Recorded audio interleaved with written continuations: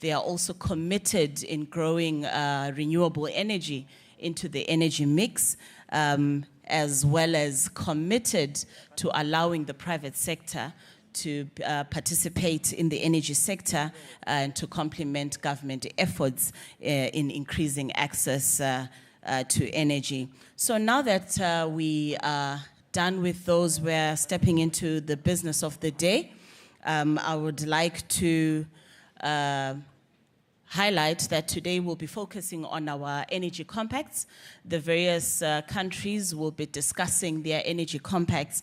And with that, ladies and gentlemen, we would like to invite, we have two scene setters. That will be the World Bank as well as the African Development Bank.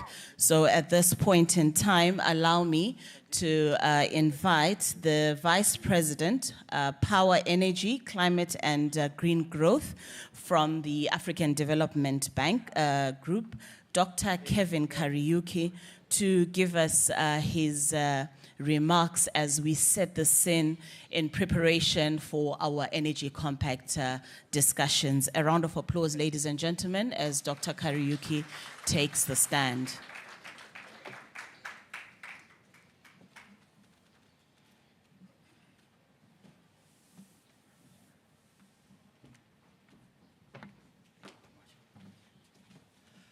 Thank you very much, moderator. We'd planned to have a video on Mission 300, but I understand they are working on the sound, and as soon as maybe I finish, then we'll have the video to come in. I have a presentation that I would also, because I want to the audience to capture what I'm discussing. So if you can start with the, yeah, that's the first slide. In this particular slide, it just shows, let me start with the protocols. Honorable Minister, thank you for a wonderful time that we've had so far. I'm an engineer, we always go straight to the business, so. But we had a wonderful time yesterday at the Victoria Falls, and yes, you are not selling Zimbabwe for nothing. The view from the Zimbabwean side is really tremendous. It's actually majestic as you describe it. Going to our Mission 300, this slide is very informative.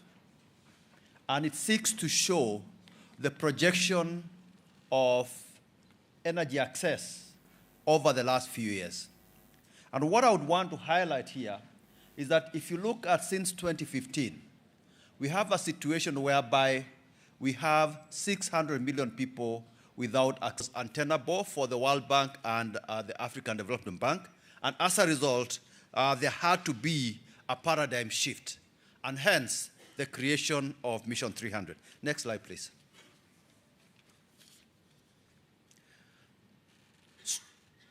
So what we did is that on the sidelines of the, what do you call it, the spring meeting in 2024, in Washington, the World Bank President and the Africa Development Bank President announced the launch of Mission 300, whose goal is to provide electricity access. Let me clarify that. Whose goal is to provide new or additional electricity access to some 300 million people by 2030. And the important here is that that figure would constitute, if you remember what I've just said earlier, half of the energy deficit on the continent.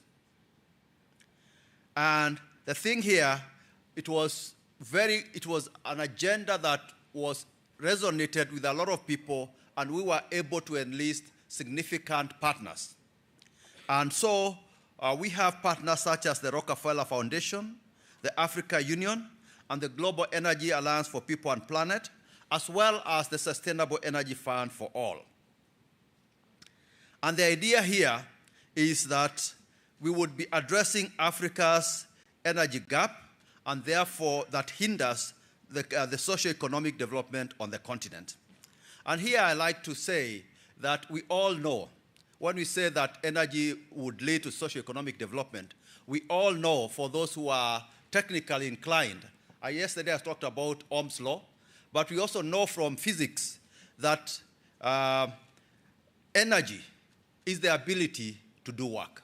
So if you provide energy, you provide economies with the ability to do work and therefore generate their GDP. So the key foundations of the energy compacts are what we call national energy compacts that we develop in a number of manners, which has 6 principles, 5 important pillars, and I alluded to them yesterday. First of all is the need to expand generation and invest in infrastructure at competitive cost. For those who, again, who are technically inclined, is that we want to develop our power systems in a manner, what we call least cost power expansion planning approach, in order to ensure affordability of power systems. And again, we can develop power systems as a unit, but we believe there are significant benefits that would be able to accrue from regional interconnection. In other words, we would like to leverage on the benefits of increased regional integration of our power systems. Of course, again, from a technical point of view, I know Engineer Magambo knows this, we say that the more interconnected power systems are, the more robust those systems are, and therefore more stable, and therefore provide more reliable supply. Then we also say and we recognize that even with the best of intentions, that interconnected grids will not give us 100% access to electricity. Because of the interspersedness of our populations, it is important that we provide or embrace distributed renewable energies and indeed clean cooking solutions to increase available electricity at the last mile, and also provide clean cooking solutions. But then, and this has been proven, although I don't want to say this, but I'll say all the same, is that we find that we know that public sector alone will never be able to finance the demands of the energy compacts.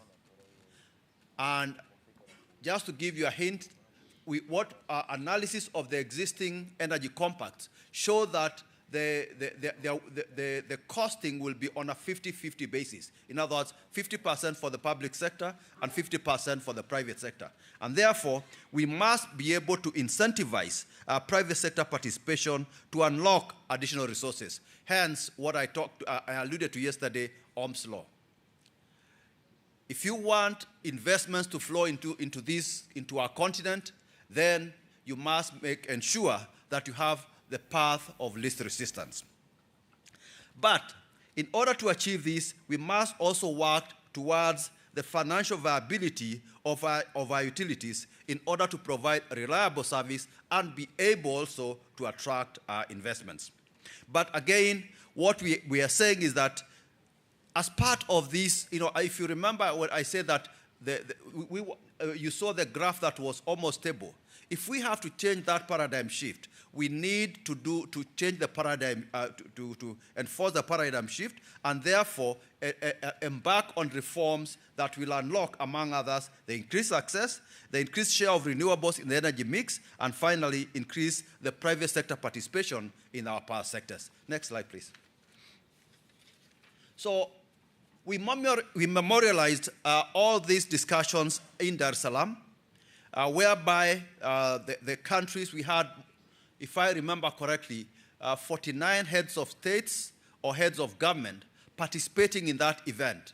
In other words, the whole of Africa, so to speak, was there. And since then, we have more than 30 countries that have launched their national energy compacts, which have been endorsed at the head of state level. And I'll say that what I found most interesting is the level of political commitment towards this energy compact. I can say a number of countries where the energy compact were actually approved at cabinet meetings. I don't believe you could ever get any sort of more political support for anything than at that level of cabinet meetings. And so, and we expect some 10 more countries to have their energy compacts by June. But the other thing is that we also have said, okay, yes, now we have established this energy compact. How are we going to be able to ensure that they deliver? And what we've come up with is the concept of compact monitoring and delivery units. And here, the importance of these units is that we have actually pegged them at the highest levels of government possible, so that they have the gravitas and the cloud to ensure that whatever is in the energy compact is delivered. And what we are saying is that we are also providing, with our partners, additional resources as part of this compact delivery and monitoring units, so that we actually complement the efforts that are being undertaken at the country level. What we are saying is that we understand some of the countries have very elaborate compact delivery and monitoring units to date. And what we are saying is that those countries can tell us, what more do you need from us as lenders, as supporters, or as partners on Mission 300 to be able to ensure that that graph does not stagnate, that we are able to ramp up electricity access on the continent.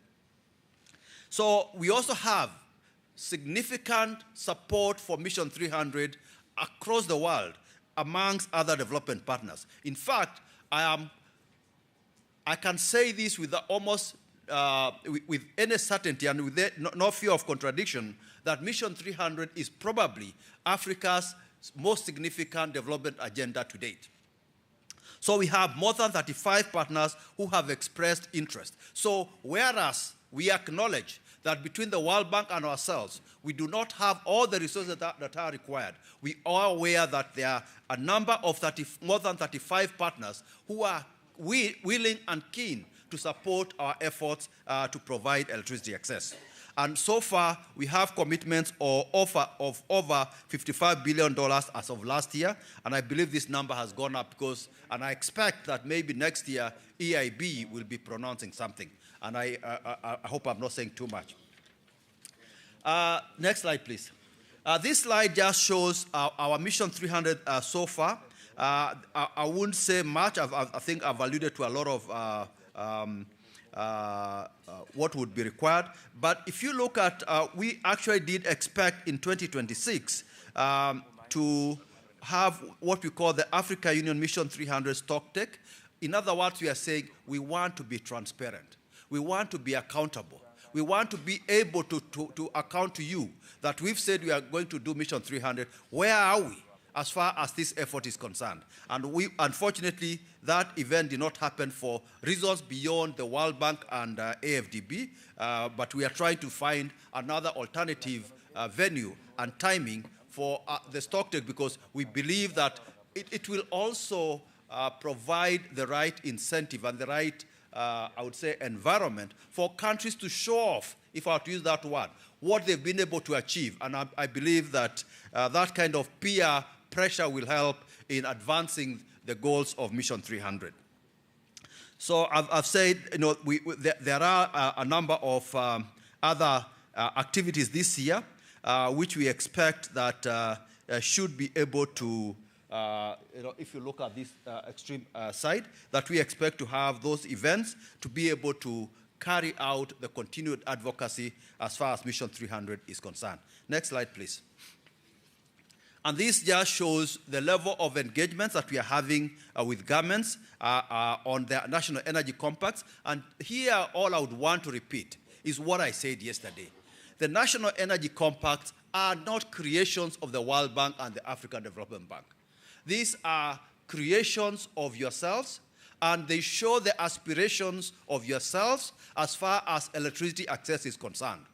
And what I would want to say is that if you truly believe in what you've designed in the National Energy Compact, then it behoves you that you actually also set aside resources from IDA 21 or ADF 17 for purposes of electricity access. Because it's one thing to say that you want to have electricity access at 100% by 2030 or 75% or 80% by 2030. But that will only be possible if you are able to set aside resources and commit to electricity access projects. For your information, what I would want, when I say this, it's very important because if we are talking about 2030 having about sort of 300 million new access by 2030, what it means is that those projects must be approved by 2028. Because projects that are approved after 2028 are unlikely to deliver access by 2030. So you need to work backwards. And therefore, I'm actually appealing to the ministers here present who have energy compacts to ensure that they actually bring forth projects that can be financed under Mission 300 over the next the next 3 years, so to speak. Next slide, please. So this slide just gives you a snapshot of some of the projects that or programs that we have developed as part of Mission 300. I know Nadia will also speak about some of these projects, so I don't want to take too much take too much time on this. But here, what I would just say, we have, for example, the Power for All in Cote d'Ivoire project that will deliver electricity access to 2.2 million people. We have Project Zafiri, which I spoke to yesterday, and this is designed to provide equity and catalytic financing for companies that are delivering distributed renewable energy solutions across the sub-Saharan Africa. And here, we expect that through this particular program, Zafiri will provide electricity access to about 30 million people over its lifetime. Then we have, what was alluded to by the Deputy Minister from Tanzania, there's a Tanzania submarine cable. This is one of the AFDB projects, but what we've done here is that apart from providing, building the submarine cable, we've ensured that it also has a component for electricity access, and it will provide about 500,000 beneficiaries, but it also has a component, and this is very important also, because your energy compacts have also indicated that you need to increase your access to clean cooking. So it will also have a clean cooking component. And of course, I spoke about a project in Chad. I think I'll leave the rest of the projects maybe to Nadia, and I'll say, if we go to the next slide, thank you very much. Maybe if the video is ready, you can play the video. Thank you.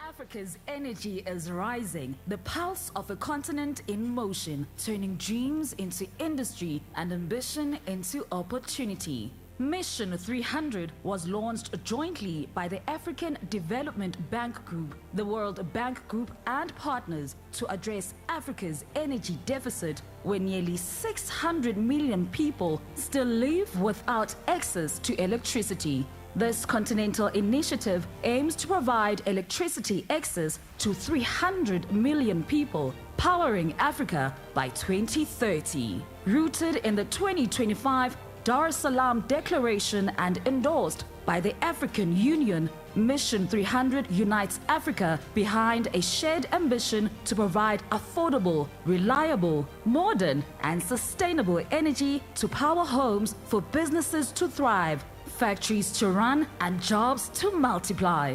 Anchored on 5 pillars, Mission 300 aims to expand power generation and grid infrastructure, strengthen regional integration through power interconnectors, promote decentralized renewable energy and clean cooking, unlock private sector investment, and bolster the financial viability of utilities.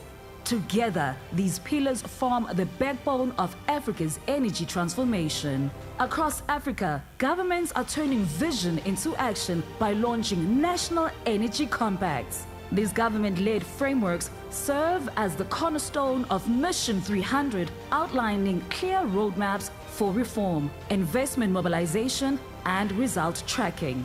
To date, 29 African countries across 2 cohorts have launched their national energy compacts, each reflecting their specific energy sector context and reform priorities. Together, we're mobilizing investment to strengthen generation and grid infrastructure, deliver last-mile access, and reform Africa's energy sector. From the factory floor to the farm, from the city street to the clinic, Mission 300 will provide electricity for Africa's industrial, social, and economic development.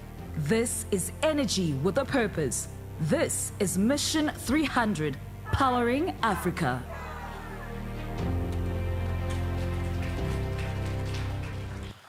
Thank you very much to our Vice President, Dr. Kevin Kariuki, who's the Vice President for the AFDB Bank, highlighting that the need to end energy poverty has never been more urgent than now, and therefore the launch of Mission 300, which is there to address energy gaps, and the National Energy Compacts being the driving force to this end. At this point, we would like to invite Miss Nadia Taobain, if I'm getting it correctly. She is going to set the scene from the World Bank's perspective. A round of applause as she comes through.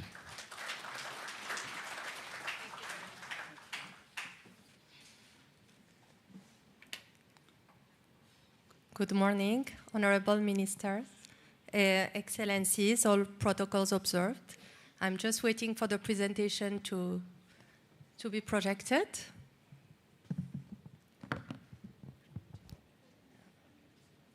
Thank you.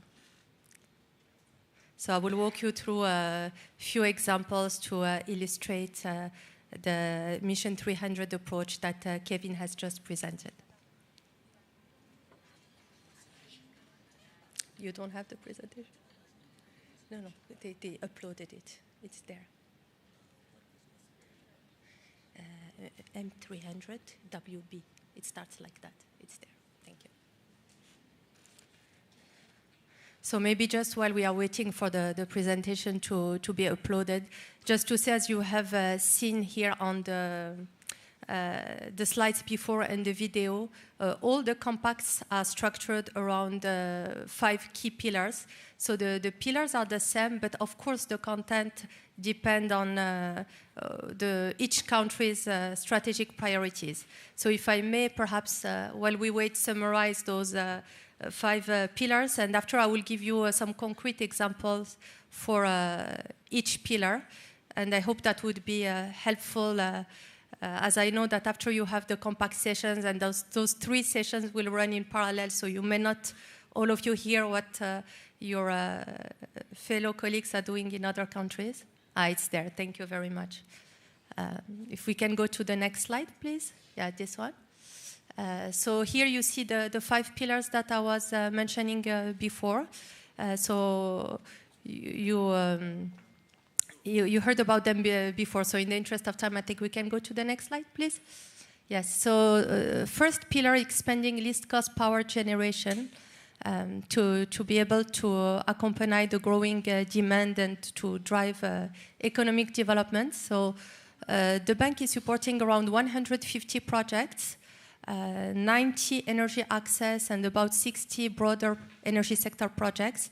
And we talk about broader energy sector projects because, as you've seen, there are like 5 pillars, and many of those projects are not focusing only on one pillar, but rather looking at the challenges to be addressed in a cross-cutting manner.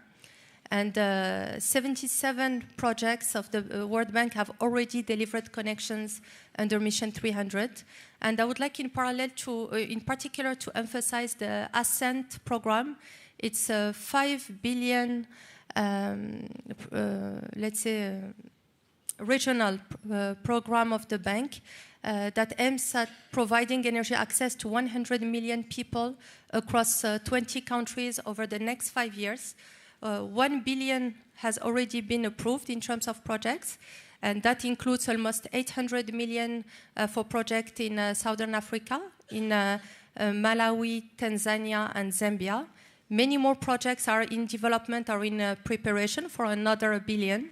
So it's already moving fast. And I think one of the key features that I would like to flag regarding this project is really it's putting in place some regional solutions. So for example, for your private sector companies, and we have heard a lot about private sector companies this week and the key role they can play, they can tap into a regional facility that is in place, result-based financing facility under Ascent, and then have access to specific financing that includes also some catalytical grants so that they can go to some of the regions that are more difficult to access, or for example to address some viability gaps.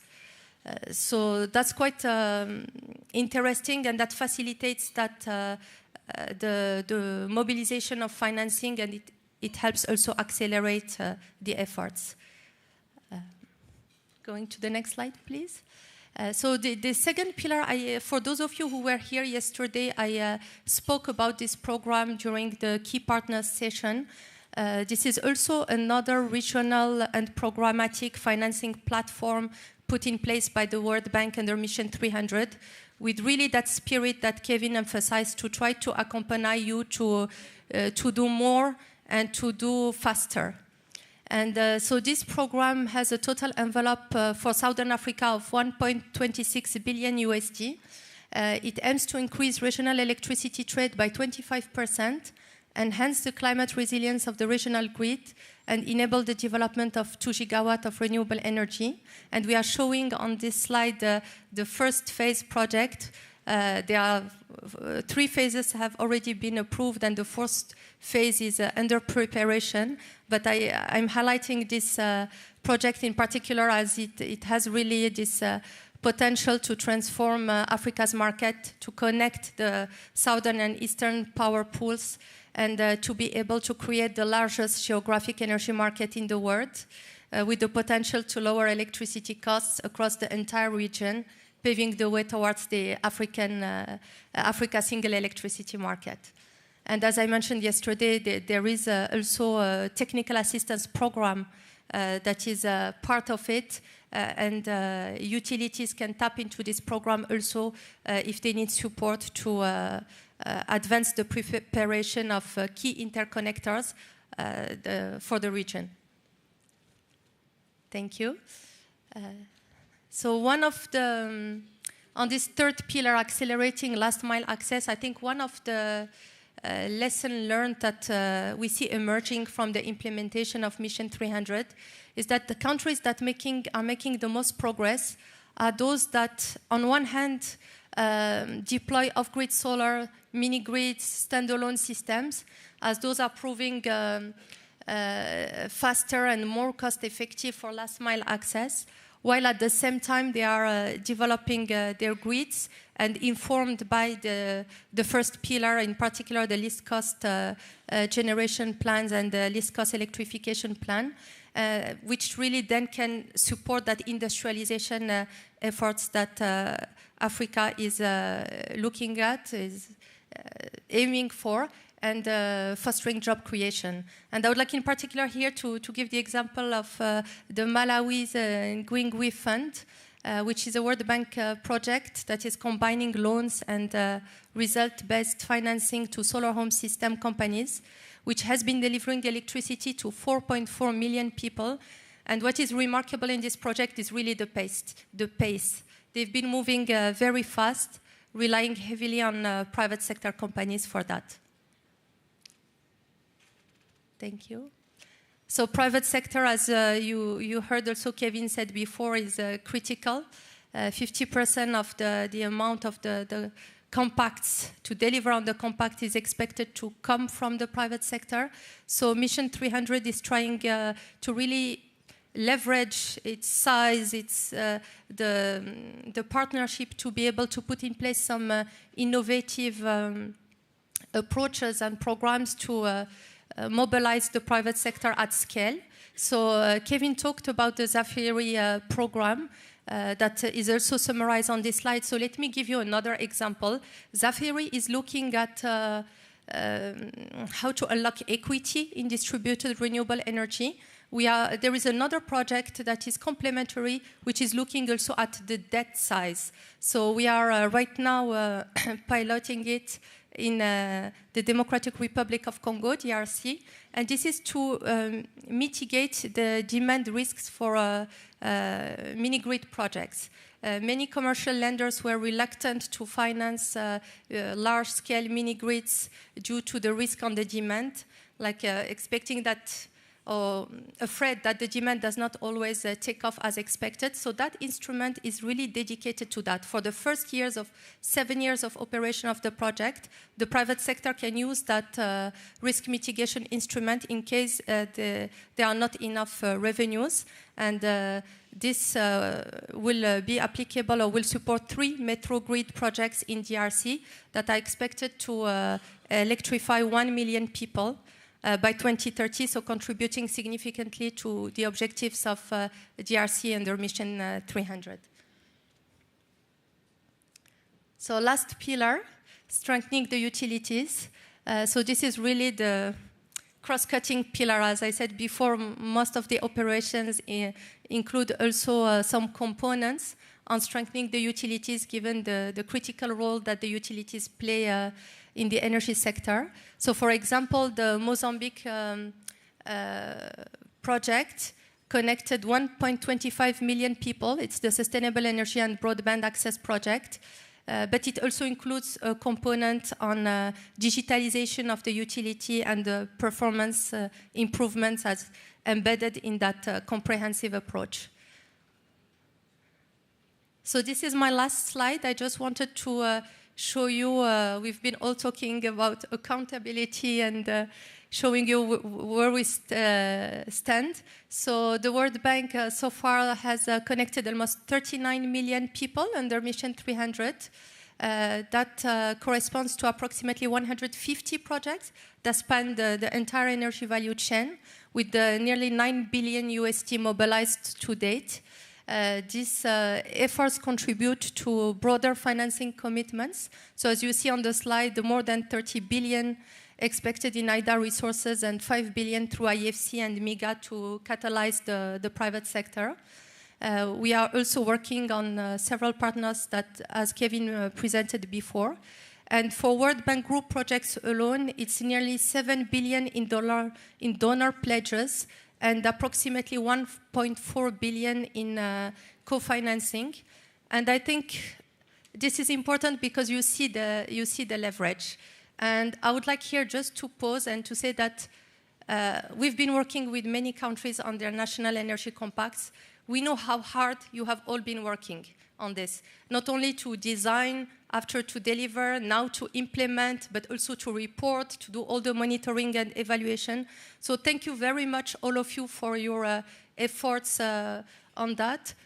We are honored and privileged to be able to support you on this. But this is really a great momentum, and it's a lot of hard work, but you see, you get, there's a lot that can be leveraged thanks to this momentum and thanks to all of us coming together. So, tatenda. Thank you. Thank you very much, Nadia, for your perspective coming from the World Bank. And I think she has actually appreciated the response that is coming in terms of your commitment and working together with World Bank. So maybe a round of applause to yourselves as well. Thank you for that presentation, highlighting World Bank's considerable commitment to supporting the energy sector with 150 projects focused on energy access, which has translated to a whopping 39 million people that have been connected thanks to World Bank. A gentle reminder, ladies and gentlemen, has just come through to my desk that we still have these somewhere in our bags, in our rooms. As we separate, please remember to drop it off at the desks outside. a gentle reminder. These need to be returned back to the service provider. Now we are going into our Energy Compact discussions, where we'll be separating into 3 groups. There has been slight changes that I would want you to take note of as I announce how we will separate into our 3 groups. Initially, we had a group that was supposed to go to the tent. It was written the main tent. There no longer is a main tent. So the tent participants will now be using the Gwai room. The Gwai room is the room that we were using for our B2B meetings. It's just at the end of the corridor on this floor. So the attendance to the Gwai room will be Malawi, Mauritius, Lesotho, Eswatini, and Botswana. Gwai room will be Malawi, Mauritius, Lesotho, Eswatini, and Botswana.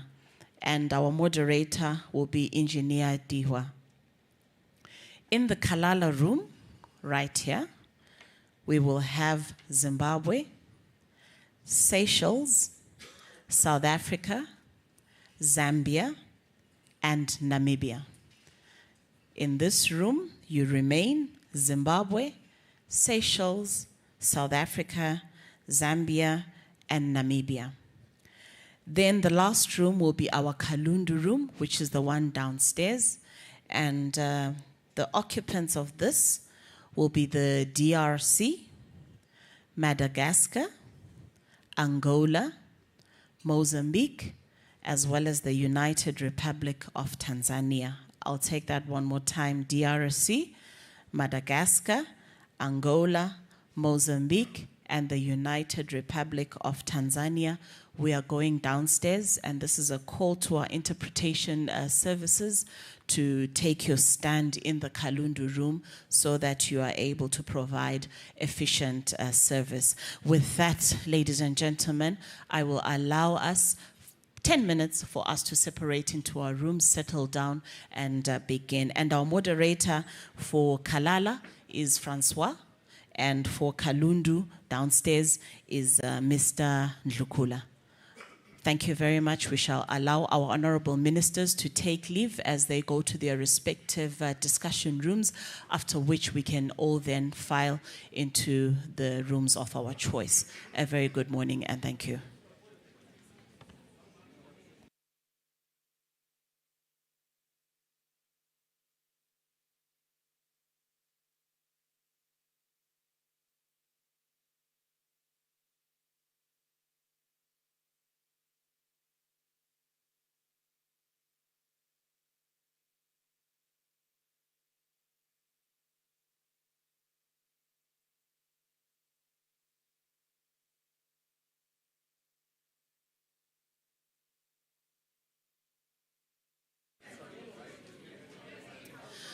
My apologies, ladies and gentlemen. At 12 noon, we all reconverge in this room for our closing ceremony.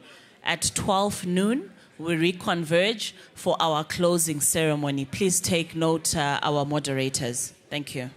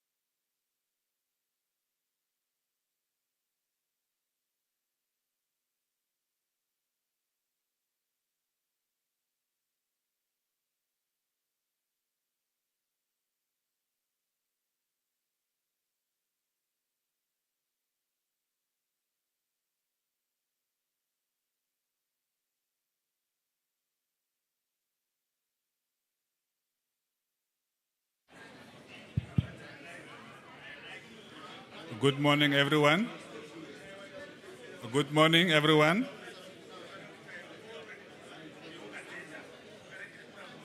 Good morning, everyone.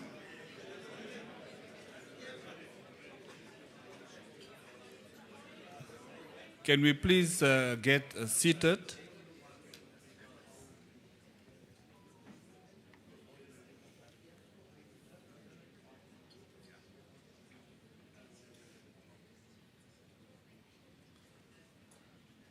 Thank you very much.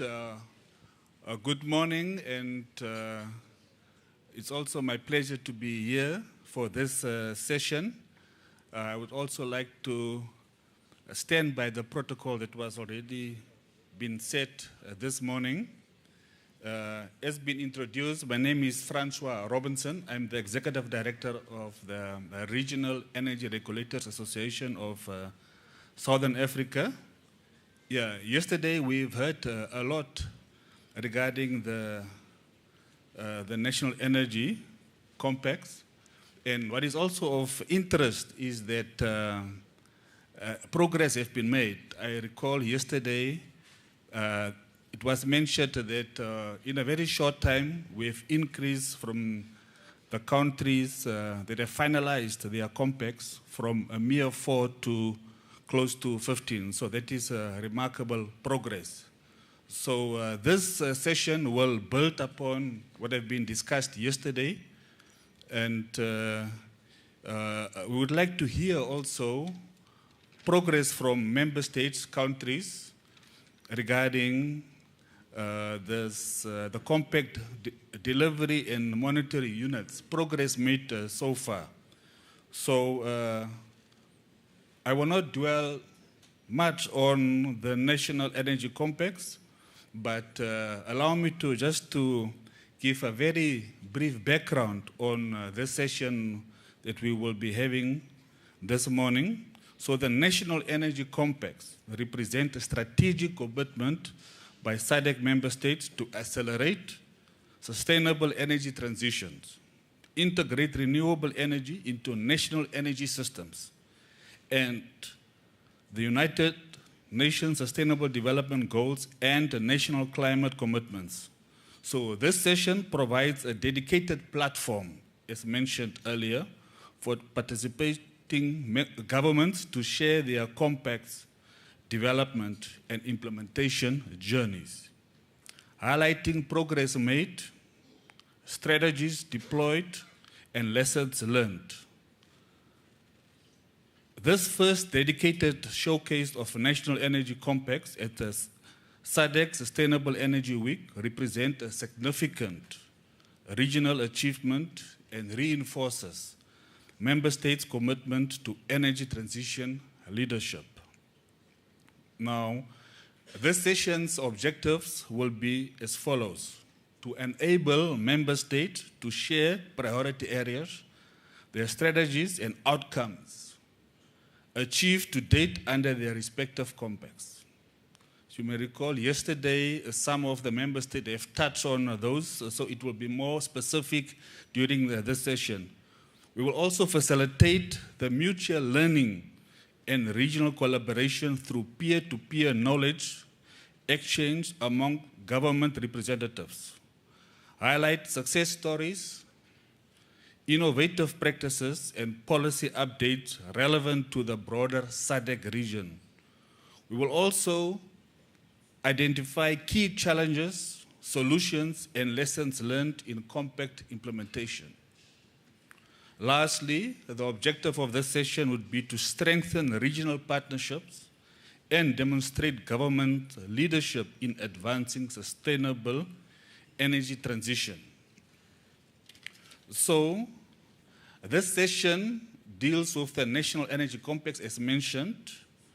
It is expected that the designated representatives or honorable ministers from the following SADC member states will be invited to present their National Energy Complex and strategies. And also, as guided by the program, I will allow between 10 to 15 minutes strictly per country to allow for effective time management.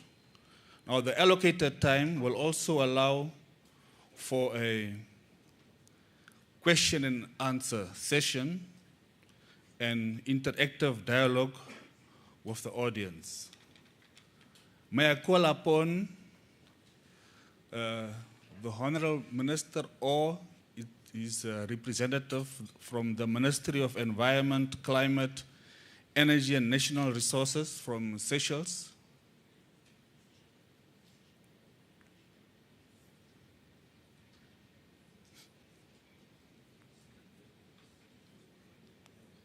I don't know whether they are here or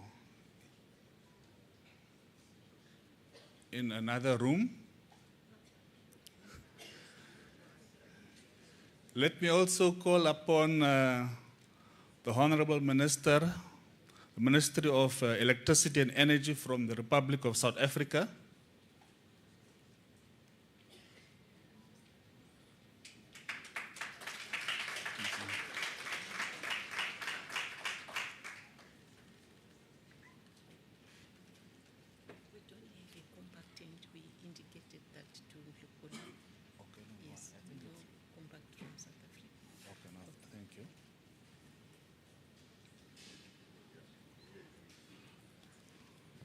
Can I call upon the Honorable Minister or his representative from the Ministry of Energy from Zambia?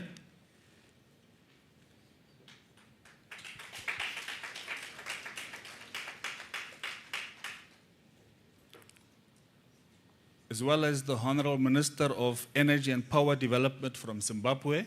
Honorable.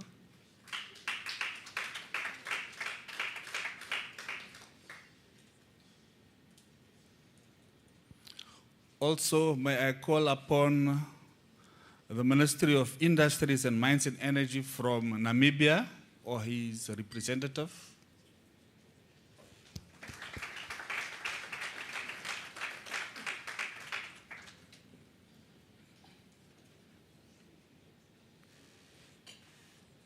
It seems we have only 3 panelists. I've been informed that the Honorable...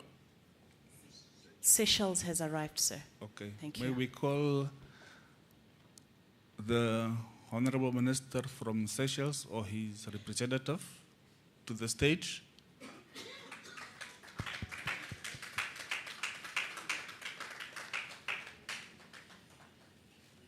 Yeah, we have been informed that South Africa will not be part of. They have discussed yesterday what they have done in moving towards the energy compound.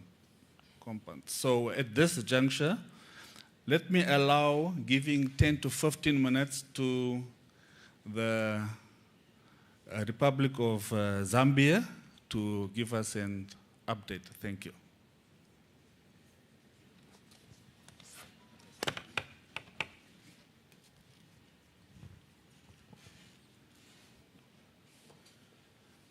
Thank you very much, moderator, and good morning to everybody. I want to ride on the protocols that have already been observed. My name is Mafayo Ziba. I am Director Energy in the Ministry of Energy in Zambia, and I will run us through this presentation, very short, on the Energy Compact. Thanks for the opportunity to be the first ones to present. I think we were also among the first ones to prepare and complete our Energy Compact, and we hope we can maintain that lead in the implementation. I think on this first slide is just to give an overview of what the situation is in the country. My minister, I think, over the last 2 days has adequately covered this. But I think the point I want to emphasize here is, in terms of generation, it's just how highly dependable we have been on hydro over the last maybe 40, 50 years. But in recent times, I think climate change has taught us some tough lessons, and there's a very aggressive drive now to diversify this energy mix. The middle picture there just shows you the breakdown of all of that. We have some solar, some coal in our mix. We also have HF4 and diesel, although at a very small scale. On the far right of that presentation, I think what to highlight is where we are in terms of energy access and how that relates to what we are doing under M300. Because our electrification is at national level just about 50%, and the urban rates obviously are quite high, but in the rural, I think we're still lagging behind, and that's where we've put most of our focus in the M300. In terms of the demand, it's going to grow very rapidly for our country, and you will see that in my next slides, I'm going to show how that demand is driving the level of investment that must happen for us to meet our compact targets. This slide, I think I will not dwell too much. I think the scene has been set already. We know it's 5 pillars under the Energy Compact. I would rather go straight into what we need to present. And we're here to present progress. So basically, I think for Zambia, since we signed up in January last year in Dar es Salaam, we began the process to get things going. And I think that the last year, since January, has been a time that we prepare the way for what we need to do. So basically, the targets that we set under the compact in terms of increasing access to on-grid and off-grid electrification, we are now looking at a target of 120. We want to make 120,000 connections, and I think we are being very, very ambitious in our compacts. We think we can deliver on that. At the end of 2025, we only managed to deliver, however, about 71,000 connections a year. But this is an improvement because we are coming from a place where we've been doing around 40, 50,000 connections per year. But since the M300 came in just a few months after this was launched, I think we've been able to hit 71,000 at the end of 2025. This year, we think we can get to that 120,000 because we have some support from cooperating partners. I think the Ascent program that the World Bank discussed is playing a very, very big role, and most of these connections will be supported from that program. In terms of off-grid, I think it's not a very easy space also to measure the progress that is being made, especially if you want to do it on a quarterly basis, on an annual basis. But we have put in place mechanisms to do some surveys, maybe biannually or something like that, to measure the progress that we are making. At the end of 2025, we got to about 100,000 connections. In terms of clean cooking, we, at the end of, say, 2024, we were standing at about 9% of the population with access to clean cooking. The goal is to get to 40% of the population with access to clean cooking by 2030. We achieved a 15% increase at the end of 2025. Again, I think clean cooking is not a very easy space. And I think if we are here talking about lessons learned, challenges faced, and what we can learn from other countries is really to, I think for us, learn how the clean cooking programs are being implemented. In terms of a new capacity to the grid, that is renewable energy, we were sitting at about 3,300 in 2025. This is renewable only. The goal is to raise that to 9,000. I think it will include hydros, solar, and wind. But just within 2025 alone, we managed to commission 276 megawatts of solar energy and mostly this was public, from public investments led by our utility, ZESCO. The private sector also commissioned, I think, 2 projects, but also this has been supported with rooftop initiatives, including net metering. And this is really, in terms of rooftops and net metering, these are very new programs, but I think we've already been able to deliver something like 11 megawatts that net metering is contributing to the grid right now. Next slide. So in terms of resource mobilization, from the generation pillar, I think this is where the issues are. And I think what I want to highlight here is that I think it's the resource mobilization efforts that we really need to accelerate and scale up. In terms of generation, obviously most of it is being driven by the private sector, largely so. The numbers we have indicated here are from projects that have reached financial close. I think we have a huge pipeline of projects in Zambia that, yes, they've signed power purchase agreements, but they've not been able to get to financial close. So if you look at how many power purchase agreements have been signed, I think we are talking in excess of about 10,000 megawatts worth of PPAs signed, but maybe 500 of that has reached financial close. And I think this is where the issues are.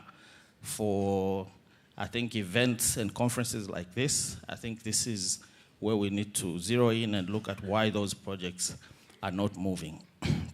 Transmission, I think the big highlight here, I think was mentioned in the World Bank presentation, is the support from the retrade program of the World Bank, where we've secured $292 million to do the Tanzania-Zambia interconnection. And I think it's indeed going to be a game changer. I think just in terms of update, in terms of progress of what we've made there, is that at least now the procurement process, as was indicated, for the first 2 phases has been completed. We expect this to go into construction in the 2nd quarter, and the entire project, I think, should be complete latest Q1 of 2028. In terms of access, energy access, again, you could see how high our targets are. We need to raise $2.7 billion to be able to attain universal access. So far, what we are getting, I think, from the private sector is not so much. We probably need to encourage them, especially in the access space. You see a lot of activity from private sector, I think, in generation, but not so much in access. Again, I think just to acknowledge what we've achieved through the Ascent program, where we've been able to mobilize through the World Bank and other partners a grant of $300 million to do the Ascent program, which is basically an access program. So it's supporting on-grid and off-grid electrification. There is what is called a result-based framework for supporting connections. So it's supporting subsidy connections.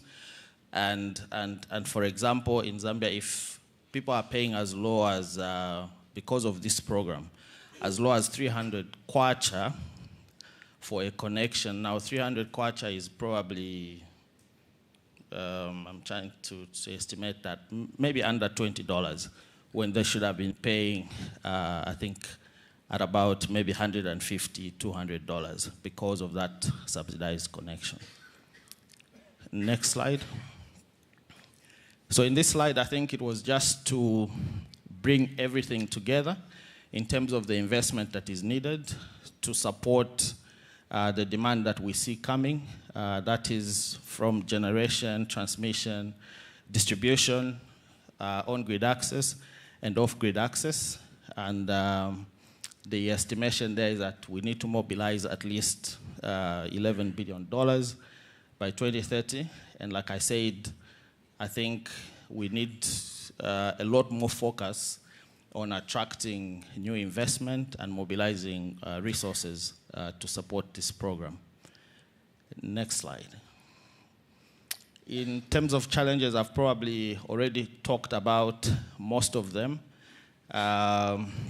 Yes, high cost of capital and access to financing remain issues. In terms of the infrastructure challenges, yes, our populations remain. But yes, we know we can also reach sparsely populated areas with off-grid solutions. But also off-grid solutions sometimes often very difficult, maybe more costly to implement, and maybe less attractive for private investments. Capacity, definitely we need to grow and build our capacity. The targets we have set for ourselves, I think, are really, really aggressive. And I think we need to build that capacity, both individual and skills of personnel. For example, our Rural Electrification Agency is now expanding. I think previously they had an office in Lusaka only, which is the capital city. But to deliver on the targets that we have set, that organization needs to grow. So they are opening up in all the other districts and provinces around the country. Next slide. Okay, so this is my last slide. I think I've already spoken to many of these things that we really need to focus on resource mobilization. It's coming. I think we are already working with the different partners on the M300, the World Bank, AFDB, the Rockefeller Foundation, C4O, and so on. And they have come on board already with some support. And I think the beauty has been that most of this has been grant financing. So we are happy with that. But we need to raise more resources to deliver on the M300. And also, I think I already presented the picture of how much needs to happen, that we have that target to get to 10 gigawatts in terms of power generation. We need to expand our transmission lines by at least 5,200 kilometers of new lines. This is both in the inland transmission lines and the interconnections. So I think as I conclude, there was one issue, moderator, you mentioned about the coordination mechanism of the CDMU, I mean of the M300. It's not on the slide, but I think it's just to put on the record that for Zambia, we have established the compact delivery and monitoring units. They meet quarterly, but at a technical level, they meet monthly just to review progress and report on progress. With that, I think I want to thank you for your attention.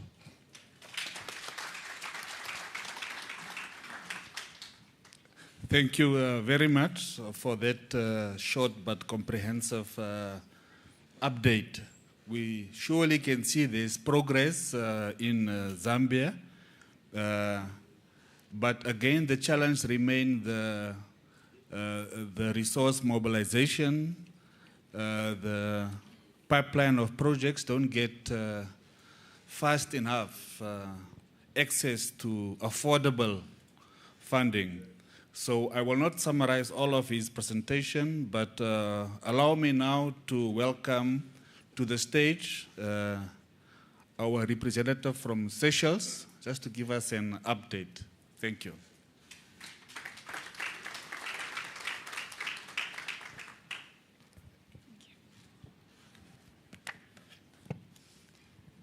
Good morning. I think I first should start with an apology because we were not aware about the National Energy Compact until we came to this conference. And I was not aware I was supposed to speak like 5 minutes back. So I'm just going to try to give an overview about Seychelles and our priorities. And I think it's a takeaway for us as well to go back to the ministry and talk about our compact and at what level it is. And yeah.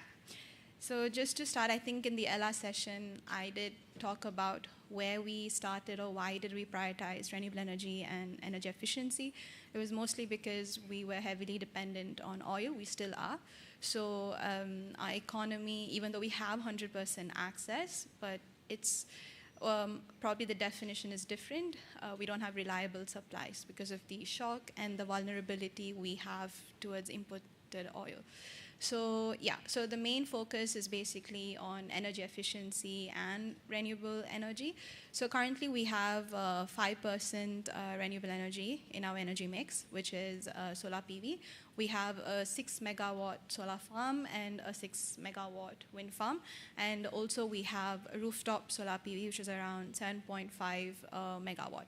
So as you know, we're an island country, and like the CEO mentioned yesterday, our land size is very small, but we have a huge EEZ. I think it's equivalent to South Africa's land area. But we know the ocean energy, tidal wave energies, it's in early stages, and it's also quite expensive. So we can't explore it at this stage. So with the solar PV, with the rate coming down, I think that's the potential we have. And also, as I mentioned, the land size is very limited. So rooftop solar PV is where our focus is. And currently also with the floating PV. I think we're the first project, I'm not sure if it's the first, but we're mostly floating PV has been kept on like like reservoirs and all, but ours is more on the saltwater aspect. So I think we have an IPP currently, which is a 5.8 megawatt. So that might probably give us some data and information on how the PV in a saltwater water would work. And also probably talk about our energy policy, which was developed in 2010. It is a 20-year strategy, but it needs to be updated. And then we have an energy efficiency target for 15.5% by 2030 and a 15% for renewable energy and net zero by 2050. So I think where we're moving towards to meet these goals is through solar PV mostly. We do have the wind farm, but we do not have much wind. Probably the areas that we do get wind, we can't install the wind farm, such as, let's say, above the mountains, where 50% of our land is protected. And also, we have a lot of competition for land, like tourism, agriculture are already fighting for land, and I can't go and tell them, no, we need the space for renewable energy.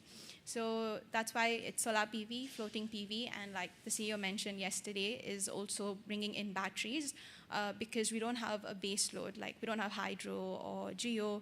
So battery would be a very important component. And I think also we have to explore different ways of getting the base load. I don't know if nuclear would be an option or hydrogen, is it possible for us? And also, yes, we have a REAP project. I think it's with the World Bank. We're getting funding from them. It's to expand our grid because, as I said, we want PV and we need batteries, so for the grid to be able to uptake them. And also, I'm from the regulator, which was set up in 2023, but only this year we're trying to formally capacitate ourselves. So I think that's itself a huge success for Seychelles because we have a monopolistic utility. So we're trying to get the tariff model approved currently back in our country, and that would be a huge step in pushing the utility towards efficiency because there's more areas we still can become efficient, and as well getting smart meters. It's also for the regulator to get data and to be able to regulate them better, but as well as even in the billing side, someone pointed out how we're so many countries around us and neighboring countries, there's been like possibility to pay online, where Seychelles, we don't have that. We're going there and we're paying, which is not efficient at all. I'm just thinking what else. And then we also have an IRP plan from the ministry side. So the utility company now needs to plan and implement renewables from then on. I don't know if the CEO wants to add anything else. Okay, good. Thank you. And if you have any questions, please ask us. Probably that's the best way you can answer now because I'm just thrown off guard. So thank you.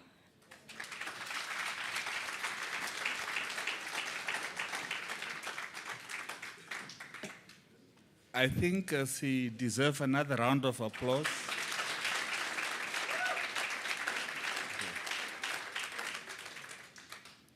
I think what we have heard, there's some progress there, but I'm sure the AFDB, the World Bank have noted they also need technical assistance to make sure that at next year's event they will provide an update regarding status of implementation as well. But rest assured from RERA side, the regional regulator side, we will definitely provide our assistance to make sure that you also comply and improve your rankings on the electricity regulatory index to be published next year. Now, colleagues, may we please welcome Zimbabwe with an update.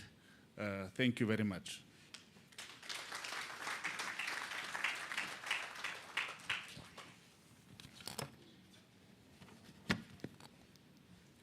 Good morning to you all. Allow me to observe the presence of our honorable ministers and just say that all protocols observed. My name is Rugu Bepis. I'm the Director for Power Development in the Ministry of Energy and Power Development, Zimbabwe. I will be taking you through our National Energy Compact, which is now being beamed. Now, it's a bit challenging when you are the host. You want to demonstrate that you are doing very well. So the challenge is on.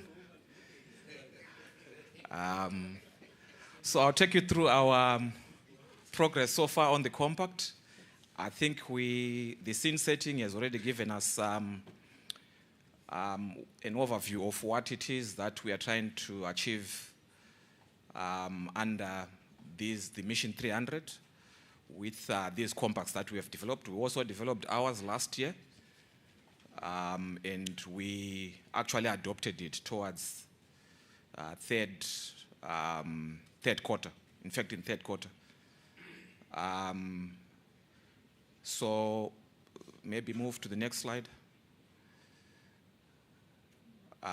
So this is just an overview of what our compact is all about. We are taking on this challenge through a whole-of-government approach where we were working with everyone who is interested in the sector to actually come up with our compact and our targets.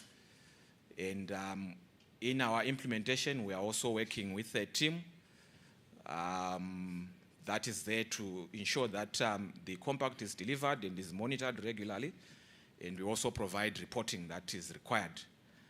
And we have developed our compact based on the National Development Strategy 1 and 2, our Sustainable Development Goal number 7, and we are working towards our Vision 2030.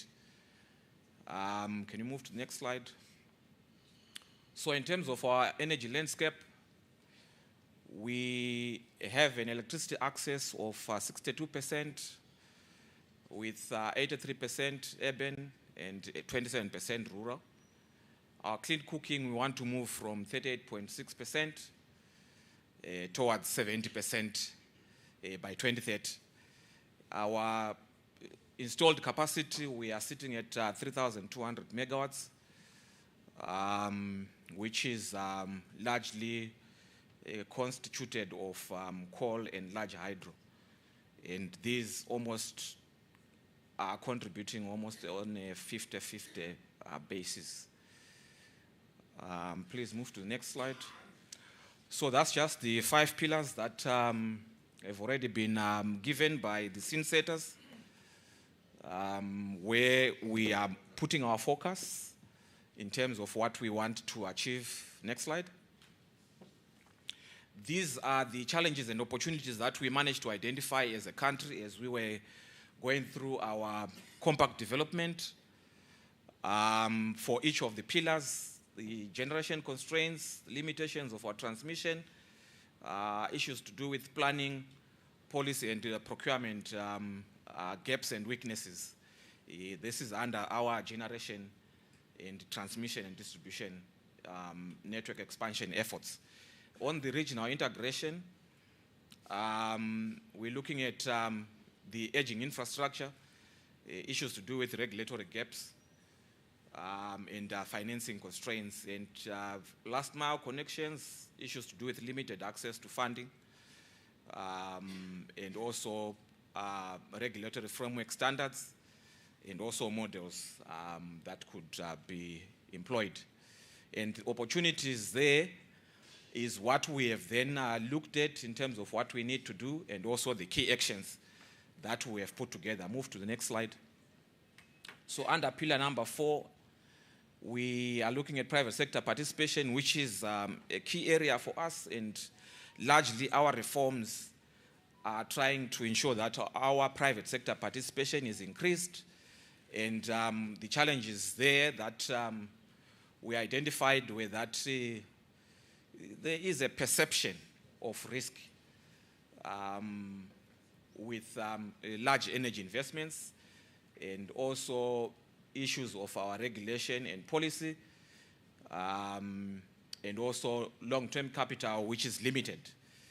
And our opportunities there were to then de-risk these projects by way of putting up initiatives and initially under the government project support agreement. Then we then ride on the fact that we do have an agency which coordinates investments in the country, which is the Zimbabwe Investment and Development Agency, which is a one-stop shop where we try to coordinate and promote investments under one roof. I'll move on to the last pillar, which is to do with utility viability. And there we looking at challenges around operational inefficiencies, high levels of legacy debts, amongst others. And opportunities for us were to look at then debt restructuring through the leadership of our Ministry of Finance, and then issues of cost-reflective tariff, which is meant to give a capacity for the utility to off-take projects, and also issues of prepayment and smart metering, which are supposed to address issues of revenue protection and collection. And also lastly, to then look at strategic and operational reforms of our sector. Next slide. So in terms of our targets, as I have already alluded to, we're looking at 100% access on, to electricity by 2030. And it's broken down into 320,000 on-grid and 200,000 off-grid connections annually. Then clean cooking, we want to achieve 70% access to clean cooking by 2030. Then renewable energy capacity needs to be doubled to 2,640, where we are trying to raise our renewables, excluding the large hydro, to 29 to 31% of our energy mix by 2030. Next slide. Those are some of the funding options that we are trying to employ in our efforts to then meet our envelope of 9.13 billion in our compact. And this is actually riding on the tight monetary policy stance that our Ministry of Finance is leading. And this also includes contributions and efforts of government to also fund the projects. Next slide. So this is the breakdown in terms of the envelope. We're looking at generation, transmission, distribution, on-grid and off-grid, clean cooking, And we are also looking at both public and private sector contribution, where it's also almost 50-50 to make up the 9.13 billion. Next slide. Next slide. In terms of what we have achieved towards the commitments we have in the compact, the resource mobilization efforts are both coming from government and also private sector. And we have a number of projects that we have implemented as government and also as private sector towards each of the pillars that we have. Not much since the beginning of our compact has actually been achieved on the transmission side, but we are looking at a project that we want to do between Zimbabwe and Zambia under the Zizabona interconnector, where we are doing the phase 1 of that project with Zambia, and we are actually finalizing the financing of that project. Then we also have a lot of interest that's coming from traders in the region who could play a part in also driving funding for transmission projects in Zimbabwe and also linked to the region. In terms of access, in 2025 we did 27,000 grid connections, and we are not doing very well given the targets that I shared earlier. And going forward, we are looking at upping those targets in 2026, where we are looking at our Rural Electrification Agency, our SADC, private sector, and our Presidential Solarization Program, also coming in to contribute to the 320,000 planned connections in 2026. And in order for us to achieve this, we are looking at also introducing regulations that will also make it possible for private sector to also participate in our efforts to electrify the over 460,000 dark cities in the cities around the country. And we already have a draft, and this has already been also bounced with cabinet, so that from the onset we also get cabinet support to go ahead with introducing such regulations. And this makes part of our reforms to also drive investments in the access space. In terms of clean cooking, we are doing a number of projects through our Rural Electrification Agency, where we are looking at biogas digester construction, amongst some of the efforts that we are doing. We also have capacity building that efforts that we are doing also under the Rural Electrification Agency to train biogas masons together with Ministry of Energy. And also ZERA is complementing those efforts through the training of LPG fillers and service station forecourt staff on the LPG front, so that we can also introduce clean cooking in households. And then we are looking at demonstration units, which are going to be championed by our regulator in the year 2026 as a way of also driving the uptake of LPG across the country. In terms of generation, we are working on our Wange unit 1 to 6 in terms of our repowering to try and increase the dependable capacity from the average of 400 megawatts that we are sitting on, or we are sitting at, to try and up it to almost 800 megawatts. And Unit 5 out of the 6 is already undergoing that process. And we are also looking at a triple P that is supposed to come in and move the repowering forward. On the Batoka project, which is a project that we are running with together with Zambia, with a capacity of 2,400 megawatts. Government in 2025 committed to mobilize 440 million US dollars towards the project, and we believe this commitment is going to see us expediting the financial close of this project with the leadership of government in terms of resource mobilization. And then also as government, through our public utility, we are looking at our 3 small thermal power stations, which we are repurposing. And this is also effort that is ongoing.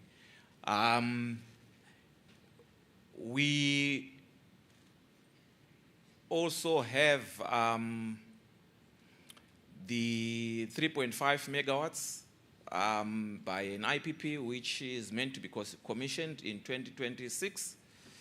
And then this is a mini hydro project.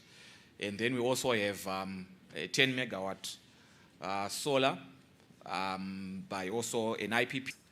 In terms of our captive power plants, we have done a lot to reform the sector, to also increase the participation of private sector. And part of it is seeing investments that is coming by way of our private sector under the captive power plants.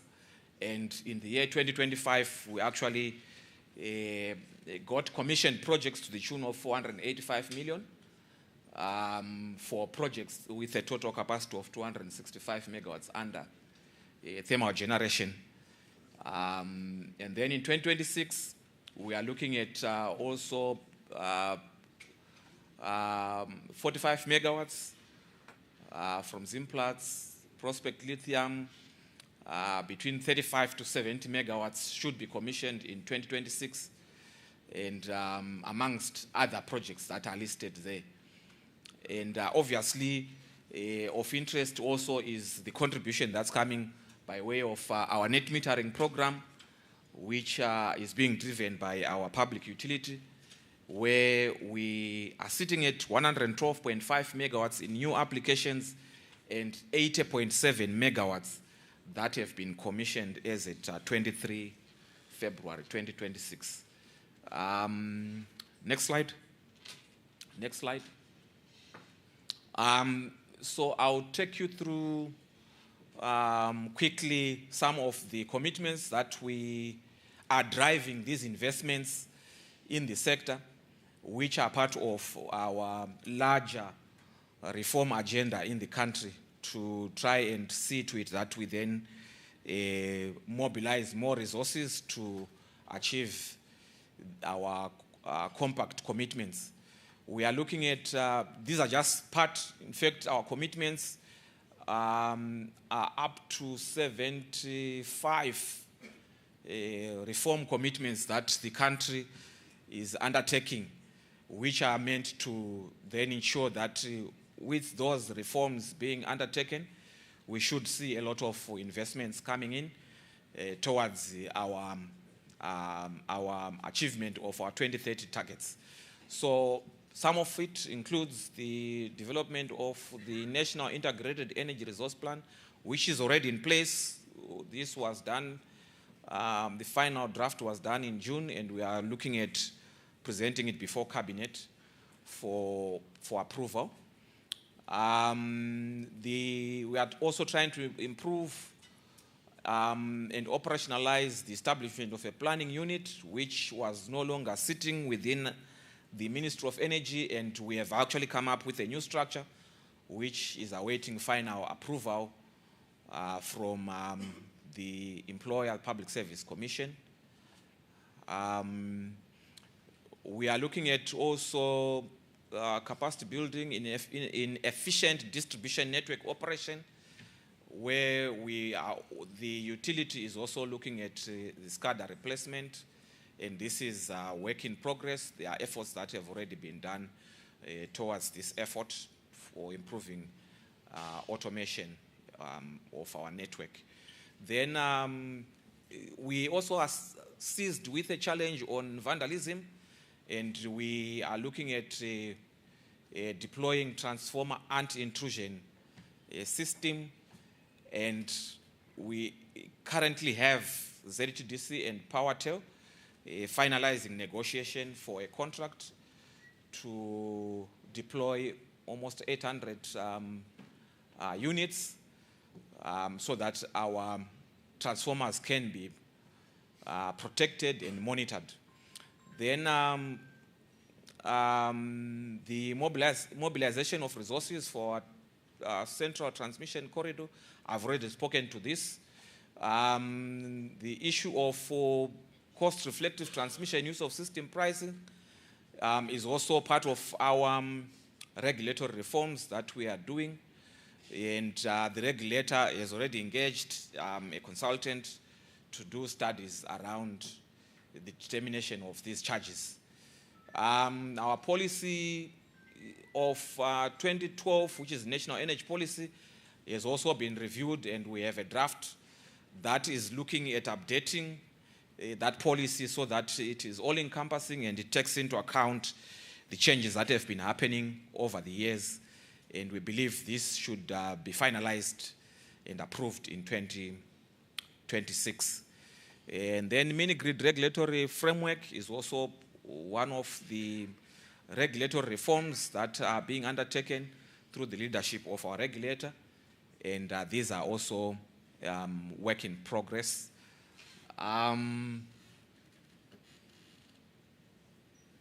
regulatory accounting framework, this was done, and this was done under our energy sector reform support project, which was supported by the African Development Bank. And this framework is actually now in use, which is assisting the regulator to account for all the licensees in the power sector in terms of collecting data, which is necessary to inform how the sector can be better regulated. And then the issuance of secondary distribution and retail licenses. I've already spoken to the draft regulations, which we are actually trying to put through the approval process with a draft which is currently which is already in place, so that we can increase and drive the numbers in terms of new connections across the country. Next slide. Third-party access, we already have a draft. This is also provided for in our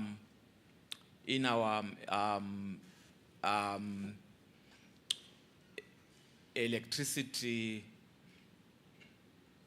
Act, and we have already put up a draft to ensure that private sector, when they develop their projects, they are afforded space to then transfer the power that they are going to generate to a customer of choice.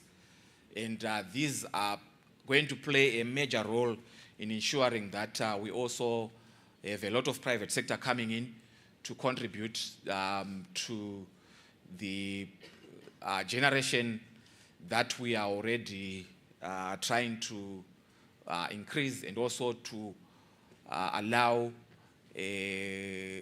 retail licenses to also transfer power through the network. The government project support agreement, I've already spoken to this. The also issue of competitive procurement framework, we are actually trying to put together a competitive framework which is meant to allow us to move away from unsolicited bids to utilize a more efficient and cost-effective framework that will allow us to engage more private sector in development of generation projects, and this is work that is currently underway. And we are still trying to finalize the agreements by way of signing the subsidiary agreement to allow the utility to run with and draw down on the grant that has been extended to government of Zimbabwe by World Bank. And also we, under the same support of World Bank, we had a team that went through a one-year training program to improve our capacity to effectively tender for renewable energies. And we had participation of members from ministry, the regulator, and the SADC who went through this training at University of Cape Town. Then issues of revenue collection, which is a key element in improving the viability of the utility. We now have 100% migration to prepaid by 2025, and our efforts towards smart metering will be completed in Q1 of 2026, where we are finalizing the installations and migrations of all the large customers to smart metering, so that we can also protect the revenues of the utility through smart metering technology. Next slide. I think I'm now coming to the end. So as we look at this last part of the pillars where we are trying to improve utility viability, the issue of the legacy debts is also being resolved under the leadership of our Minister of Finance in the debt office. Then performance improvement of our utilities, we have a number of areas where we are looking at revenue protection, debt recovery, outage management, management information systems, and efficiency improvements. And these are actually a number of efforts that the utility is undertaking. I've already spoken to the issue of the revenue collection that the utility is actually finalized by way of prepaid and smart metering. And also improving their management information systems. And a lot of work has already been put into this work, including also outage management. And also our generation and infrastructure investments.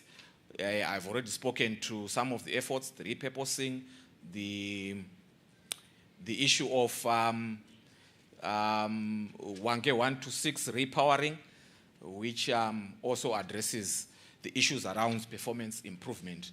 And lastly, the utility is undergoing a restructuring process where we believe this process will be finalized this year. And our thinking as government is that after this restructuring, we should see operational efficiency being improved. I think with that one, it marks my last item on the presentation that we have. I want to thank you for your kind attention. I hope I've been able to answer most of the questions that were there. Thank you for your patience. Thank you very much. Maybe another round of applause.